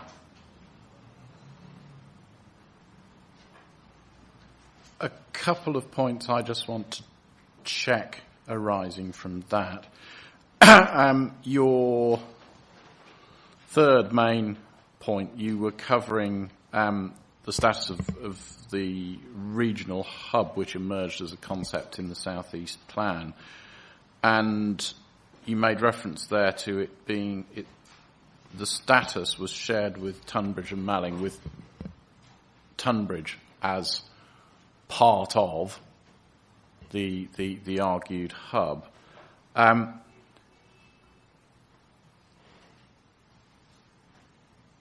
I was left less clear than I thought I originally was on the source and purpose and function and implications of the hub designation.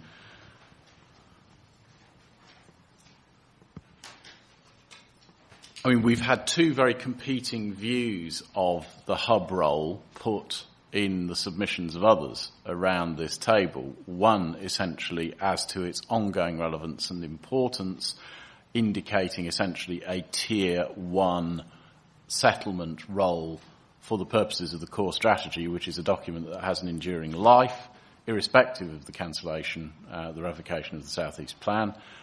The other view being that the regional hub is a creature of the South East Plan, and inasmuch as the South East Plan has been revoked, it has been put to me by CPRE that I shouldn't really be paying a great deal of regard to it or putting much weight upon it, because it's only in the core strategy as a product of a plan that's now dead. Now, those are the two very competing views, very different views. Your position didn't tell me quite where you stood on either of those, and it didn't clear up in my mind a local planning authority or a third position. It didn't really give me a clear local planning authority submission on the standing of the hub in policy terms.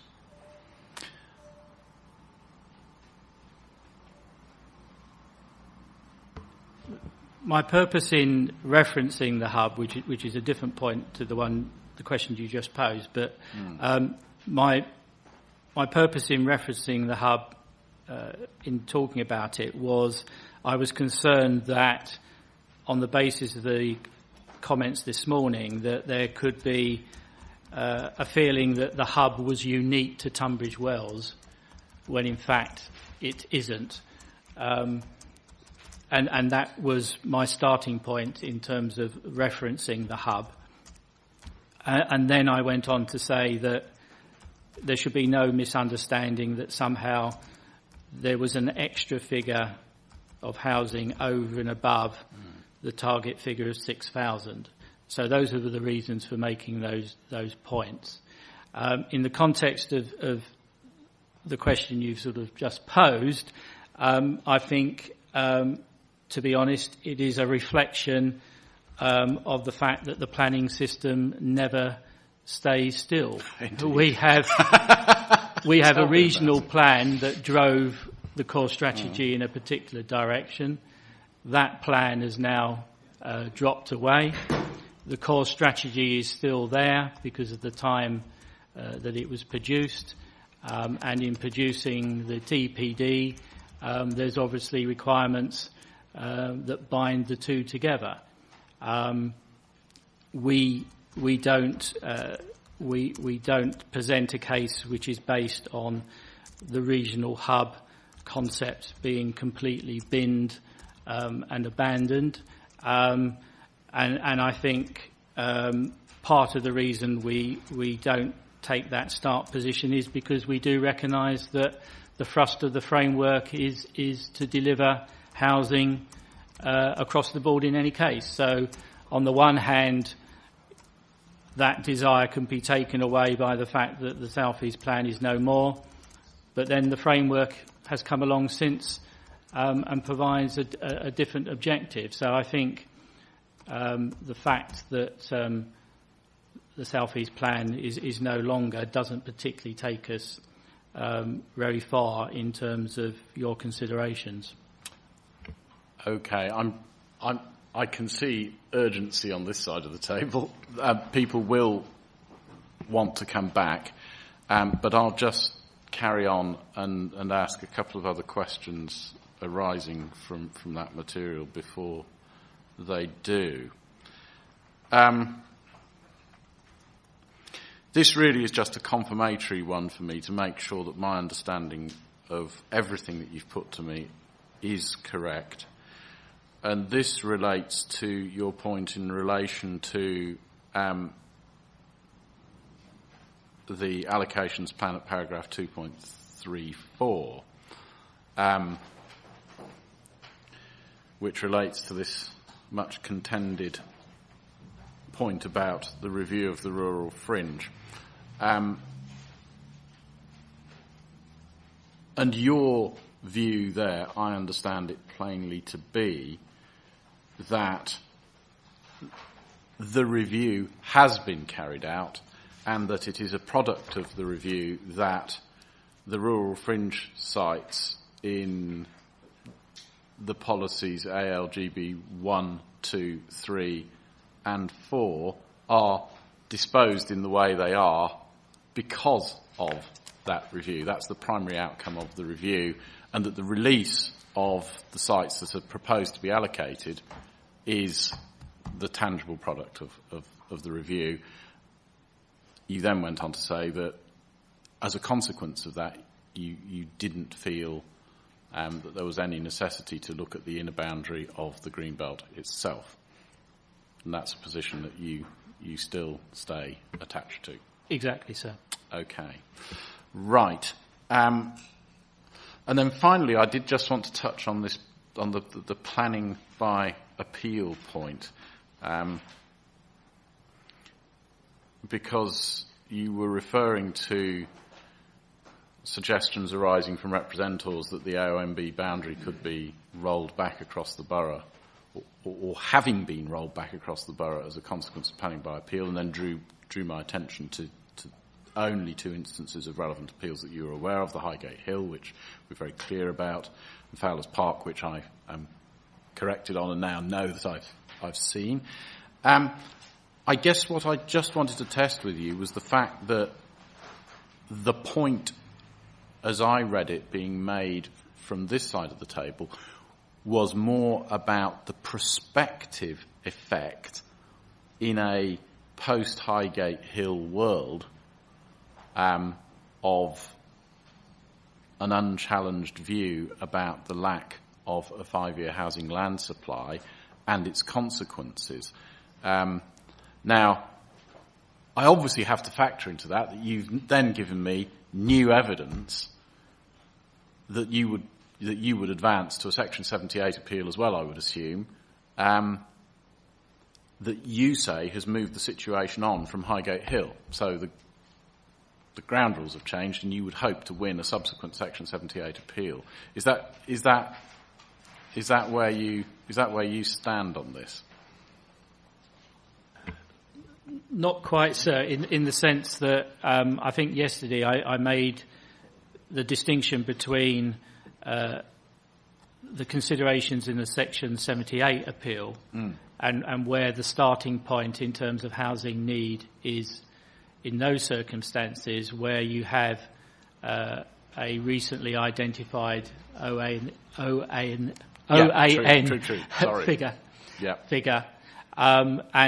and the considerations in this context where we're talking about plan making and an adopted core strategy.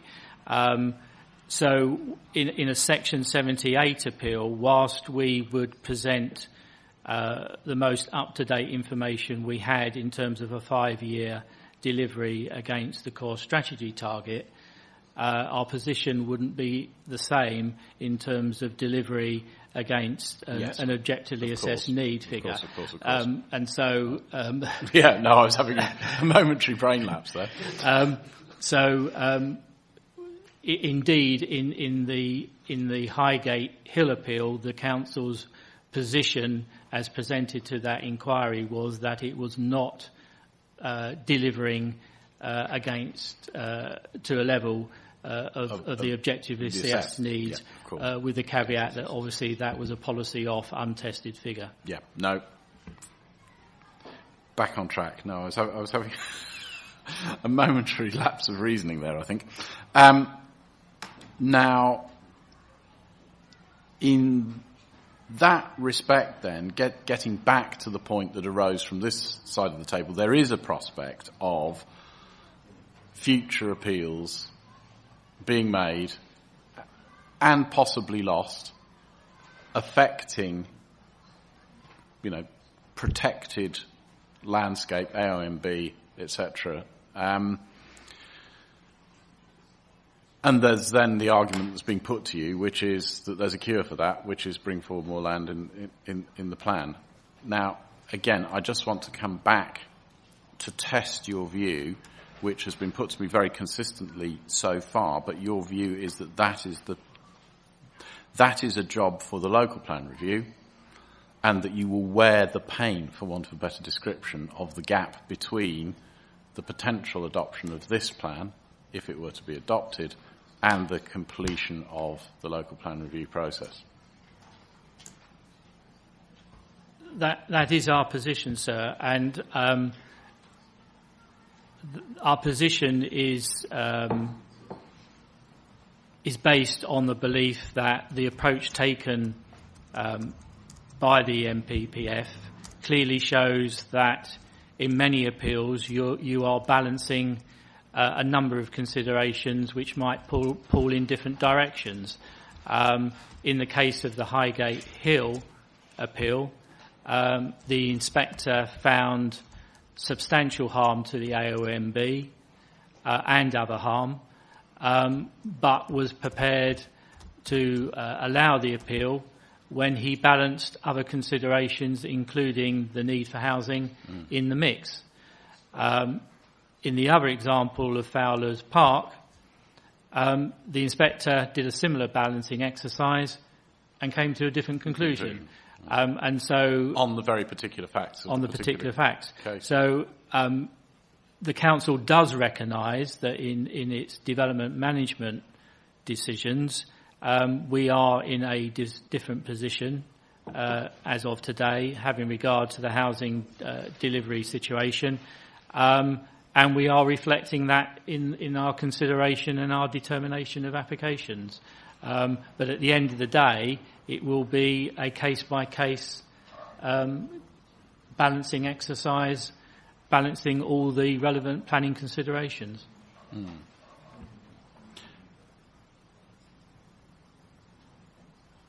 Okay.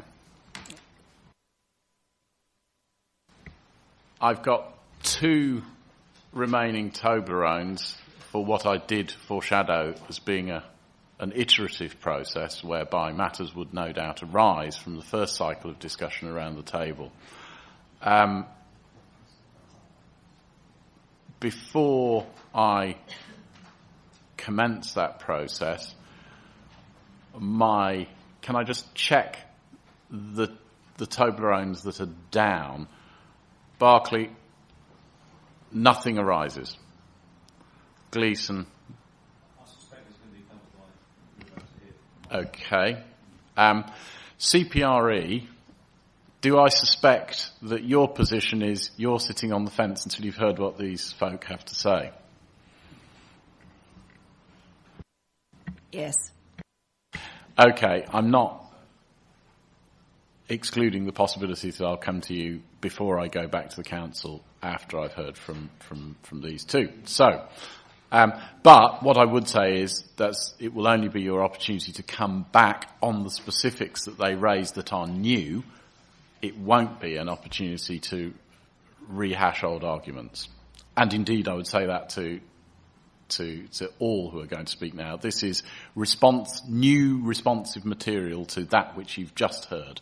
So, can I start with Canwood? Thank you, sir. I'll try not to rehash old arguments. I'll leave that to the local planning authority. To Turning, if I may, first of all, to address some of the issues raised by CPRE, some very thought-provoking and very worthwhile points.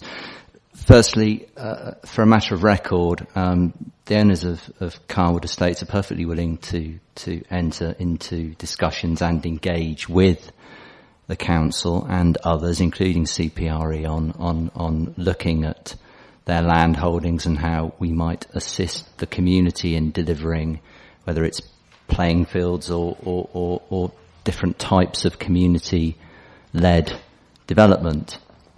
I would also say that the council's evidence base and indeed its sustainability strategy did look at agricultural land as part of the review of sites in the Greenbelt that were contiguous with Tunbridge Wells, so that was a factor.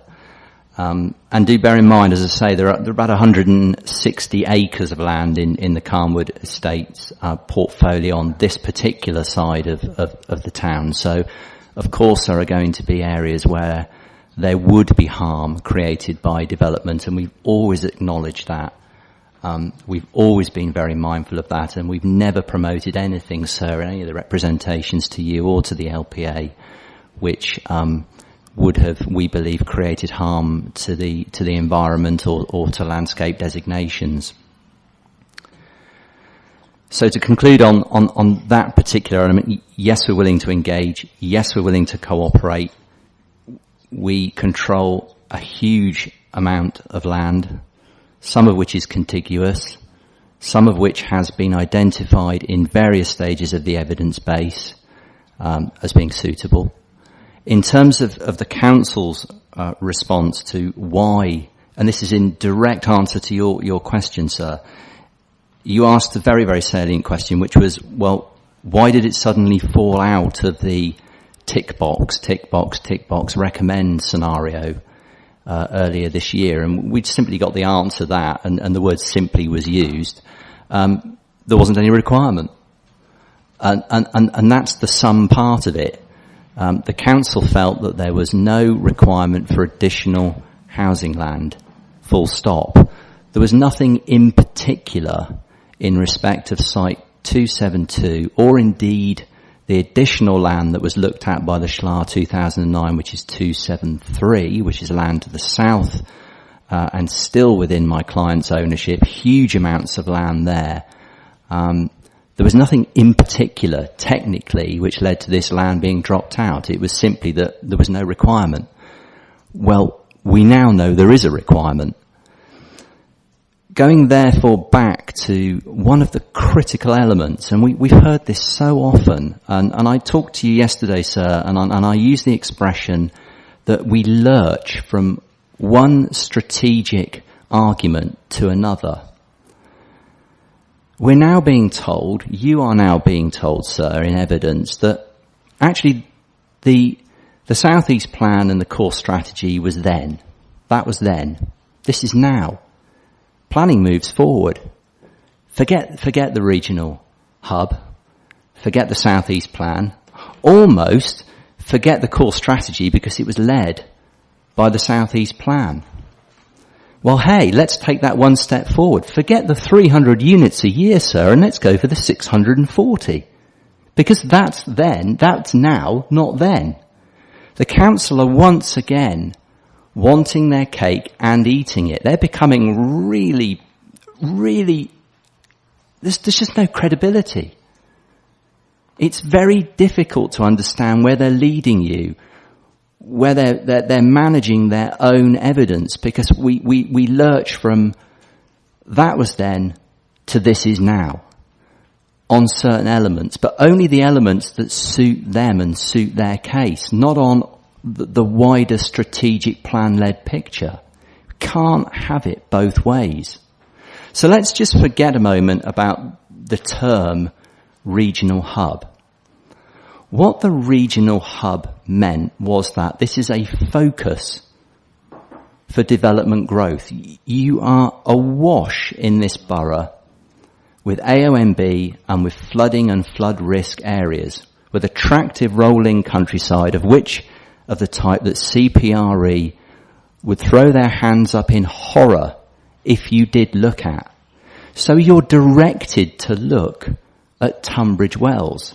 So whether we call it a regional hub or a regional centre or the primary growth area really doesn't matter. What matters is what was the reasoning behind that plan-led process? Because you've got few other alternatives, and you start looking at greenfield land as you have done and are doing now at Paddock Wood.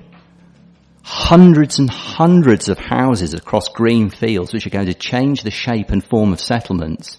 You should be looking in and around Tunbridge Wells.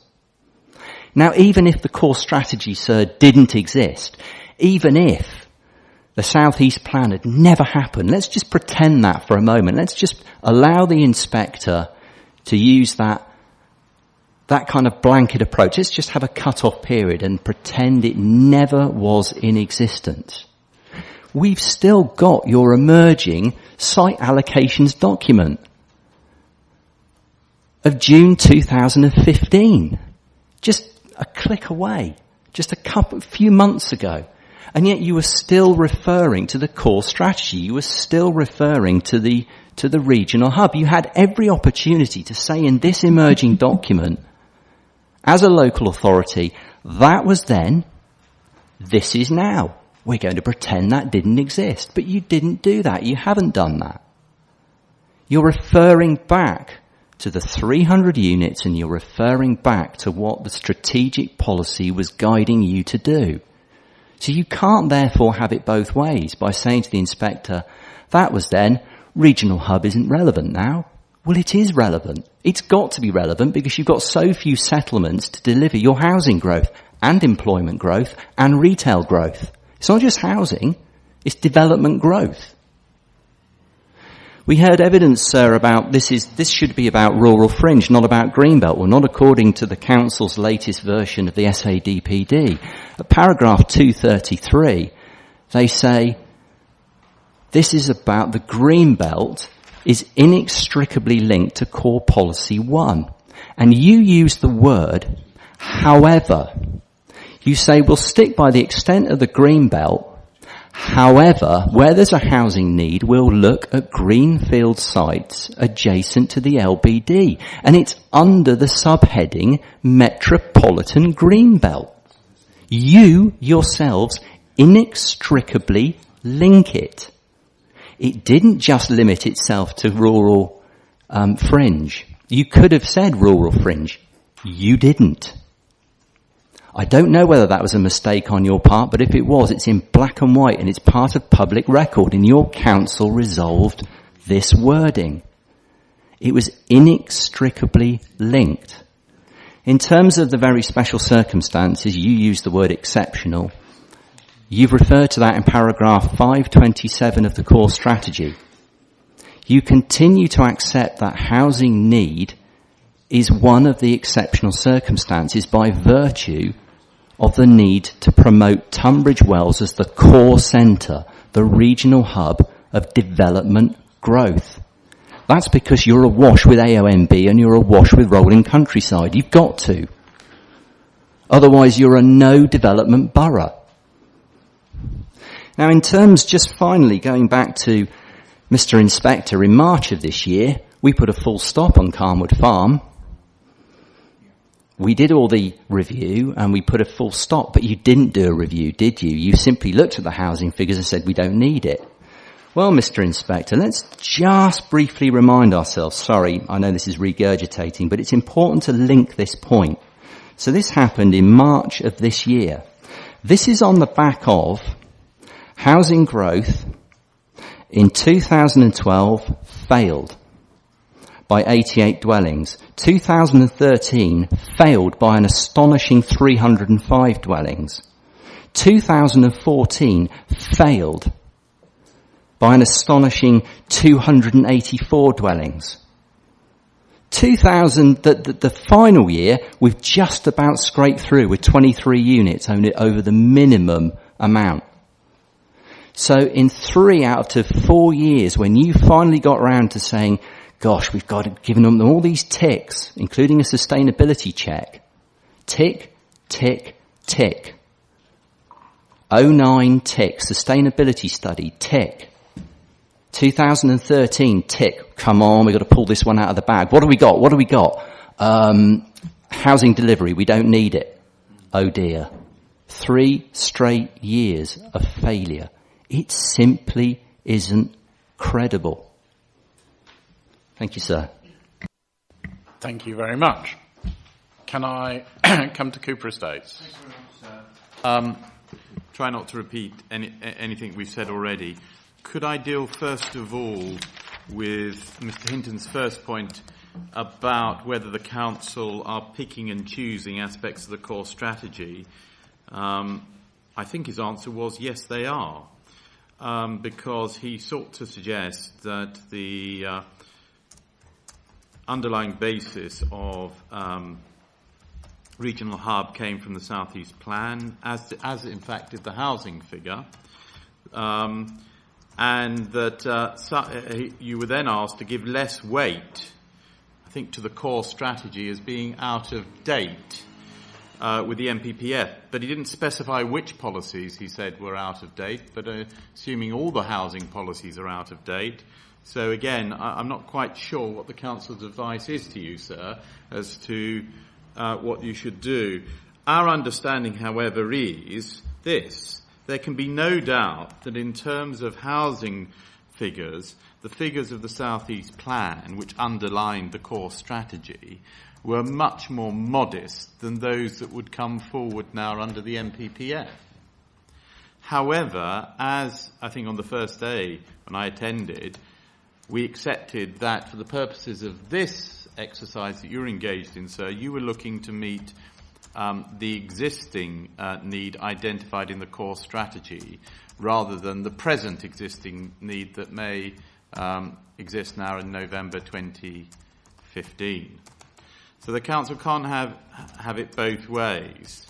And if we are operating within the constraints that were outlined, and I believe were agreed by the principal parties at the first session we had, when you invited us to give submissions on the implications of the Gladman decision, I understood there to be common ground, effectively, between the parties. If the council now is saying, oh, well, bits we don't like of the core strategy, they're all out of date, well then, as Mr. Scott said, all bets are off, and that's not to the advantage of the council, because they're everyone knows, way short of any objectively assessed housing need that they're meant to supply. So that's not really an answer. There needs to be consistency from the council. Moving secondly on to the notion of the regional hub. Frankly, the fact that Tunbridge may also have a regional hub is neither here nor there. So for your reference, if you go to the core strategy, I'm sure you look 4.9 in the strategic policy, sees how the regional hub is translated into borough terms here for this borough. And as Mr. Scott said, that's integrated into the core strategy.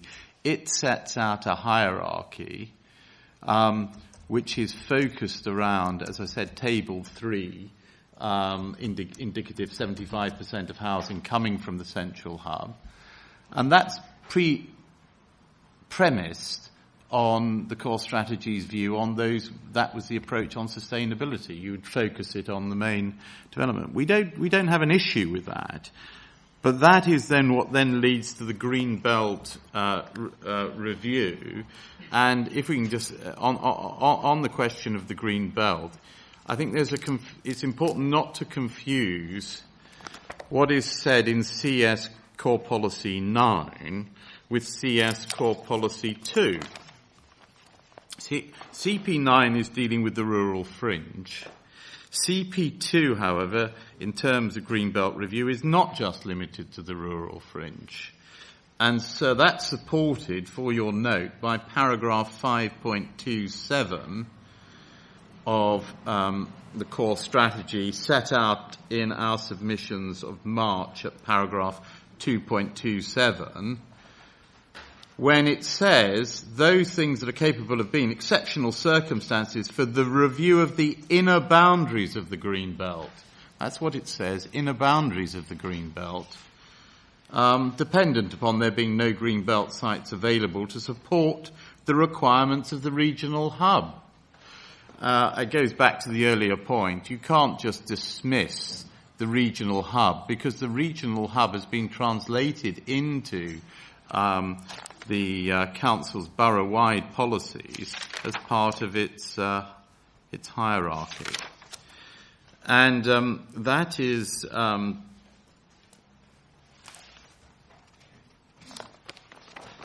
if one also then looks at, just to confirm that no green belt review has been carried out. So for your note, this DPD, merging DPD at paragraph 1.4, in the green, it's a green box under 1.4, says that the council has not carried out. Additionally, this site allocations DPD has not carried out a review of the green belt. It has reviewed the suitability and capacity of existing rural fringe sites, etc. So no CP2 green belt review has been carried out, and that's to be found also, sir, for your at 3.3 of our March 2015 submissions. So, planning by appeal, well, that is what this council will have. And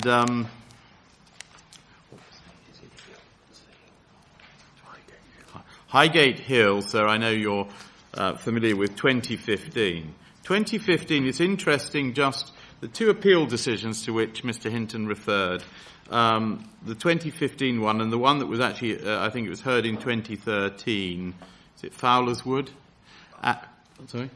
Fowler's Park, which, so that's interesting because 2013, the council are maintaining steadfastly they have a 5-year housing supply. Big arguments at Fowler's Wood. The inspector finds no 5-year housing supply.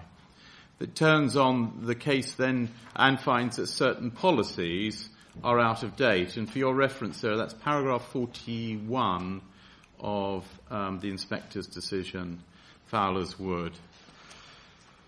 Then obviously it's a case-specific case. This was an area of outstanding natural beauty. I think some of the elements went back to medieval times, etc., etc. 2015, again, the council are arguing they've got a 5-year housing supply. This time it's found that there isn't, and notwithstanding the significant impact on the area of outstanding natural beauty, the inspector grants consent. Now, every consent is on its own merits, but it's clear that the council, having turned every time, whatever one of your colleagues says, they come back and say, oh, well, notwithstanding what was said in 2014, we have got a 5-year housing supply. Now they're saying, notwithstanding what was said a few months ago by your colleague, we have got a 5-year housing supply. But the situation is getting worse and worse. And what we could see is 2013, and again, subject to the caveat that everything is fact-specific, the council were able, just about, to fight off a development that had significant adverse impact on an important area of outstanding natural beauty. 2015, they weren't able to do that. Not surprisingly, because there's been no attempt to deal with the failure to have a 5-year housing supply. You'll be interested as well to see, sir, I know you've asked for yesterday examples of why the council thinks its delivery rates are conservative, and you've asked to. You'll be able to see in the Fowler's Wood case what your colleague inspector thought of how conservative the delivery rates were being put forward by the council. He was quite sceptical about some of those. So we do say that for whatever reasons, this is the approach by the council is bizarre, frankly. It's now we're being told that you're supposed to rip up elements of your own of its own core strategy. and this is a recipe for planning by appeal, meaning that some sites that will get consent aren't the best sites. Turning briefly to CPRE, we don't accept what's submitted, and I don't know whether CPRE are up to date with the position on our site that there are adverse visual impacts from Pembury Road. And so I just refer you, if you need to go to site-specific matters, to the landscape and visual assessment carried out by the consultants on behalf of Cooper Estates, which you have in the November submissions. And indeed I do. And I didn't cut the CPRE off mid-submission because there were valid general points that they were making. However, I had indicated at the very outset of this session that I saw there being a line that needed to be drawn between the high-level case and what I characterised earlier as a beauty pageant, the individual specific merits of individual sites, which I wasn't proposing to get into until I had done very substantial deliberation on the newly changed high-level position. Yes, sir. Well, and you're not carrying out a Section 78 appeal in any event. The other short point is, so and you'll no doubt have seen for the record, both our sites, as I say, both of our sites, they've got two different numbers, were subject to a sustainability appraisal by the local authority in the 2009 SHLAW, and that's you can find the reference to that. That's 211 of our submissions in November 2015, paragraph 2.11 of provisions submissions, which footnote 5 refers back to the council's appraisals. And I think, subject to anything that Mr. Buchanan needs to remind me, those are our submissions, subject only to further. Just to say that the actual site templates document also assesses sustainability, because that was the point. Yes. And I am reminded by Mr. Buchanan, and you find it at paragraph 211, the same paragraph of provisions submissions, that the February 2015 site templates Greenbelt and Rural Fringe assessment also assessed that and was subject to sustainability appraisal. And that's also referred to in, that's footnote 5. Thank you, sir. Thank you very much. Okay. CPRE. Thank you, sir. Just to go back over the comments made by ACOM, while the strategic housing market assessment states an assessed housing need of 640 or 627, it also makes it abundantly clear that those are gross starting figures before you take into consideration matters such as the presence of the AONB in Greenbelt within this borough. So that we're looking at a gross housing need assessment there before you look at all the constraints and other factors such as the congestion that occurs in this town and in other places. Also, ACOM directed us to look at Tunbridge Wells as a place for development. The development has a number of possible meanings. It does not necessarily mean housing development. There is leisure development. There's development of a whole range of activities that are economic development. And so we have been looking at other forms of development that will enable this town to remain the rather special place that it is at the moment, a town which has a lot of open spaces actually within the heart of it, on the edge of it, all very high quality, and which we believe to have very high economic potential value as tourism and destination town, Tunbridge Wells, a suburban sprawl will not have the same development value. With regard to the 233 paragraph, green belt, etc., and ACOM's reference to greenfield, greenfield is the word used, and greenfield is therefore not green belt, and we would suggest that you take note of that. With regard to failures, certainly there can't be any dispute about the numbers there, but you have already heard, sir, that there are some explanations for those failures, notably the major redevelopment of the housing association sites at Sherwood. Yes, indeed, and there's no need, in a sense, to go back over that yet again, because we have had in principle submissions on that. Moving on to the submission from Coopers, Tunbridge is perhaps not totally irrelevant, in that it has very much better transport links of all descriptions than Royal Tunbridge Wells, and may be a place where it is more satisfactory to look at housing development. I didn't want to go back over the core strategy 9 and 2, but Coopers did, and I don't know whether I may just direct you back, sir, to the actual words of core policy 2, which were that a long-term land reserve will be maintained, a review of land within that category, i.e. within the land reserve, the rural fringe, will be conducted in parallel with preparation of the allocations development plan document. So we take issue with what you've heard from Coopers.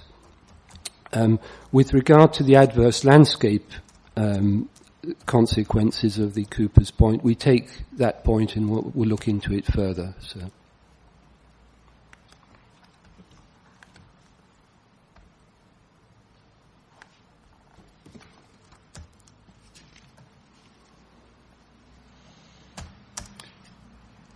Thank you, sir. Thank you very much. Now, necessarily, I will return to the Council just in case there are matters that the Council wishes to finally respond to and, shall I say, sort of tidy up, so to speak. Mr. Hinton. Thank you, sir. I feel I'd only be repeating myself, and I don't want to do that. The only point I may have drawn your attention to is the point that's just been made by the CPRE in terms of the references that have been drawn to your attention about this review and what it comprises. I would just ask you to read very carefully the policies, and I think you will, when you read them, you will see that the Council's position is correct on that particular point. Well, I would say to everybody that's been involved in this part of the examination that clearly the onus is upon me as I start writing and reasoning through the written process to read, reread and reread, probably on a daily basis, the relevant policies, because the devil absolutely is in the detail. So rest assured, these are documents that I've been living with for some time, not as long as many in this room, however, but I will be continuing to live with them as my daily companions over Christmas. Have we then finished everything that needs to be dealt with in this morning's session? Is there anything relevant to this morning's agenda that anybody now wishes to bring back to my attention? No, that is good. One just very practical housekeeping matter. Because we're moving rooms tomorrow morning, but going out on site this afternoon, I just wanted to ask the Council whether it would be possible to make arrangements for the documents in this chest and indeed the programme officer's library to be moved from here maybe into my retiring room for the afternoon so that when we arrive in the morning they're ready to move into the chamber. Yes, we can do that for you, sir. Thank you very much. Let's stand down now, and I'll be back in here at 1:45 to speak to anybody who's unclear about site arrangements. Otherwise, see those of you who are coming on site. Thank you very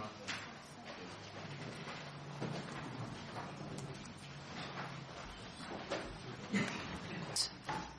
You said on site, but actually, as far as I can tell, we're meeting just off the site. Yeah, no, we're meeting at a road junction. We are, yes. Thank you. I was using that term in its broadest of senses. For anybody that doesn't have it, the location is the junction of High Street and New Road, Cranbrook, where there is, I'm assured, some on-street parking that's reasonably safe. And the postcode is TN17 3DT if you need something to put into a sat-nav or aren't familiar with it. Okay.